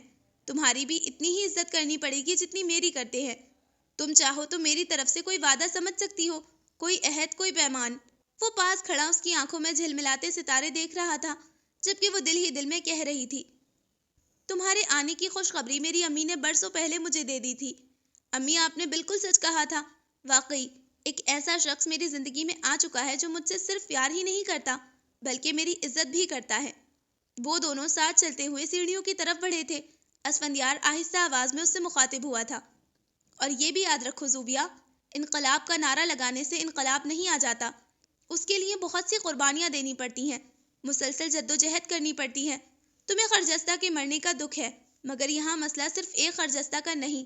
ڈرائنگ رومز میں بیٹھ کر عورتوں پر ہونے والی مظالم پر دکھ کا اظہار کرنے سے، عورتوں کا دن منانے سے، ان کے حقوق کے لیے واک کرنے سے ان کے مسائل کبھی بھی حل نہیں ہو سکتے۔ ہم دن منانے اور جذباتی نعرے لگانے والی قوم ہیں، لیکن کسی کو تو عملی قدم اٹھانا ہی ہوگا، اور وہ کسی میں اور تم کیوں نہیں ہو سکتے؟ ہم اپنے اسی گاؤں سے کیوں نہ شروعات کریں؟ جس طرح میں نے ہاسپٹل کا خواب دیکھا تھا، اسی طرح ہم یہاں ایک اسکول بھی تو بنوا سکتے ہیں۔ لوگوں میں ان کے حقوق کے بارے میں شعور پیدا کرنے کی تھوڑی سی کوشش تو کر ہی سکتے ہیں، انہیں اچھائی برائی کا فرق سمجھا سکتے ہیں۔ ہماری یہ کوشش بہت چھوٹی، بہت معمولی سی سہی، لیکن ہمیں یہ اطمینان تو ہوگا کہ ہم نے اچھائی کی طرف ایک قدم تو بڑھایا ہے۔ کیا پتا یہ ننھا سا دیا آگے جا کر کتنے چراغ روشن کرنے کا باعث بنے۔ کیا پتا وہ صبح بہار آ ہی جائے جب کوئی خرجستہ ظلم کی چکی میں پستی اپنی جان سے نہ چلی جائے۔ میں کتابوں میں لکھی ہر بات سچ ثابت کرنا چاہتا ہوں۔ تم اس کام میں میرا ساتھ دو گی؟ وہ پارکنگ کے پاس پہنچ گئے تھے۔ گاڑی کے پاس کھڑے سب لوگ انہی کے منتظر تھے۔ ہاں، میں ہمیشہ آپ کا ساتھ دوں گی، اس نے صدقے دل سے اپنی وفاؤں کا یقین دلایا تھا۔ ڈاکٹر شہروز، ڈاکٹر آصفہ، شہاب، تاجدار، سسٹر رضیہ، سب لوگ اسے خدا حافظ کہنے ریحان بھائی کے ساتھ کھڑے ہوئے تھے۔ آپ کے جانے پر اصولاً تو ہم لوگوں کو افسردہ ہونا چاہیے، مگر ہم نے سنا ہے کہ یہ جانا عارضی ہے۔ اب ہو سکتا ہے کہ یہ ڈاکٹر شہروز کا پھیلایا ہوا کوئی پروپیگنڈا ہو، مگر سننے میں یہی آیا ہے کہ آپ کچھ ہی دنوں میں واپس آ جائیں گی، ہمیشہ یہیں رہنے کے لیے۔ شہاب نے بڑی شوق سی مسکراہٹ سمیت اسے مخاطب کیا تھا۔ اس بات پر اس کے پیچھے کھڑا ہسپندیار بھی ہنس پڑا تھا۔ ڈاکٹر شہروز نے آپ کو بالکل ٹھیک بتایا ہے، اس نے مسکراتے ہوئے اعتراف کیا تو وہاں موجود سبھی لوگ ہنس پڑے تھے۔ سب کو خدا حافظ کہتی وہ گاڑی میں بیٹھ چکی تھی۔ گاڑی لمحہ بلمحہ اس چھوٹے سے گاؤں سے دور ہوتی چلی جا رہی تھی، مگر وہ وہاں سے دور جانے پر بالکل بھی اداس نہیں تھی۔ اسے پوری عزت اور چاہت کے ساتھ واپس یہیں آنا تھا، جہاں وہ شخص اس کا بڑی شدت سے منتظر تھا، جس سے مل کر اسے کتابوں میں لکھی ہر بات سچ کرنی تھی۔ کچھ دیے جلانے تھے، کچھ چراغ روشن کرنے تھے، کچھ ایسے کام کرنے تھے جنہیں کرنے سے ہی انسان انسانیت کی معراج پر پہنچتا ہے۔ So listeners, this was the end of my most favorite novel وہ یقین کا ایک نیا سفر۔ تو یہاں پر ہمارے خوبصورت سا ناول ختم ہوتا ہے۔ اپنا فیڈ بیک میرے ساتھ ضرور شیئر کیجیے گا، بیکاز یہ میرا فیوریٹ ناول ہے اور میں جاننا چاہتی ہوں کہ آپ میں سے کس کس کو ناول پسند آیا۔ تو انشاءاللہ جلدی ملتے ہیں کسی نئے ناول کے ساتھ، تب تک اپنا خیال رکھیے، دعاؤں میں یاد رکھیے۔ اللہ حافظ۔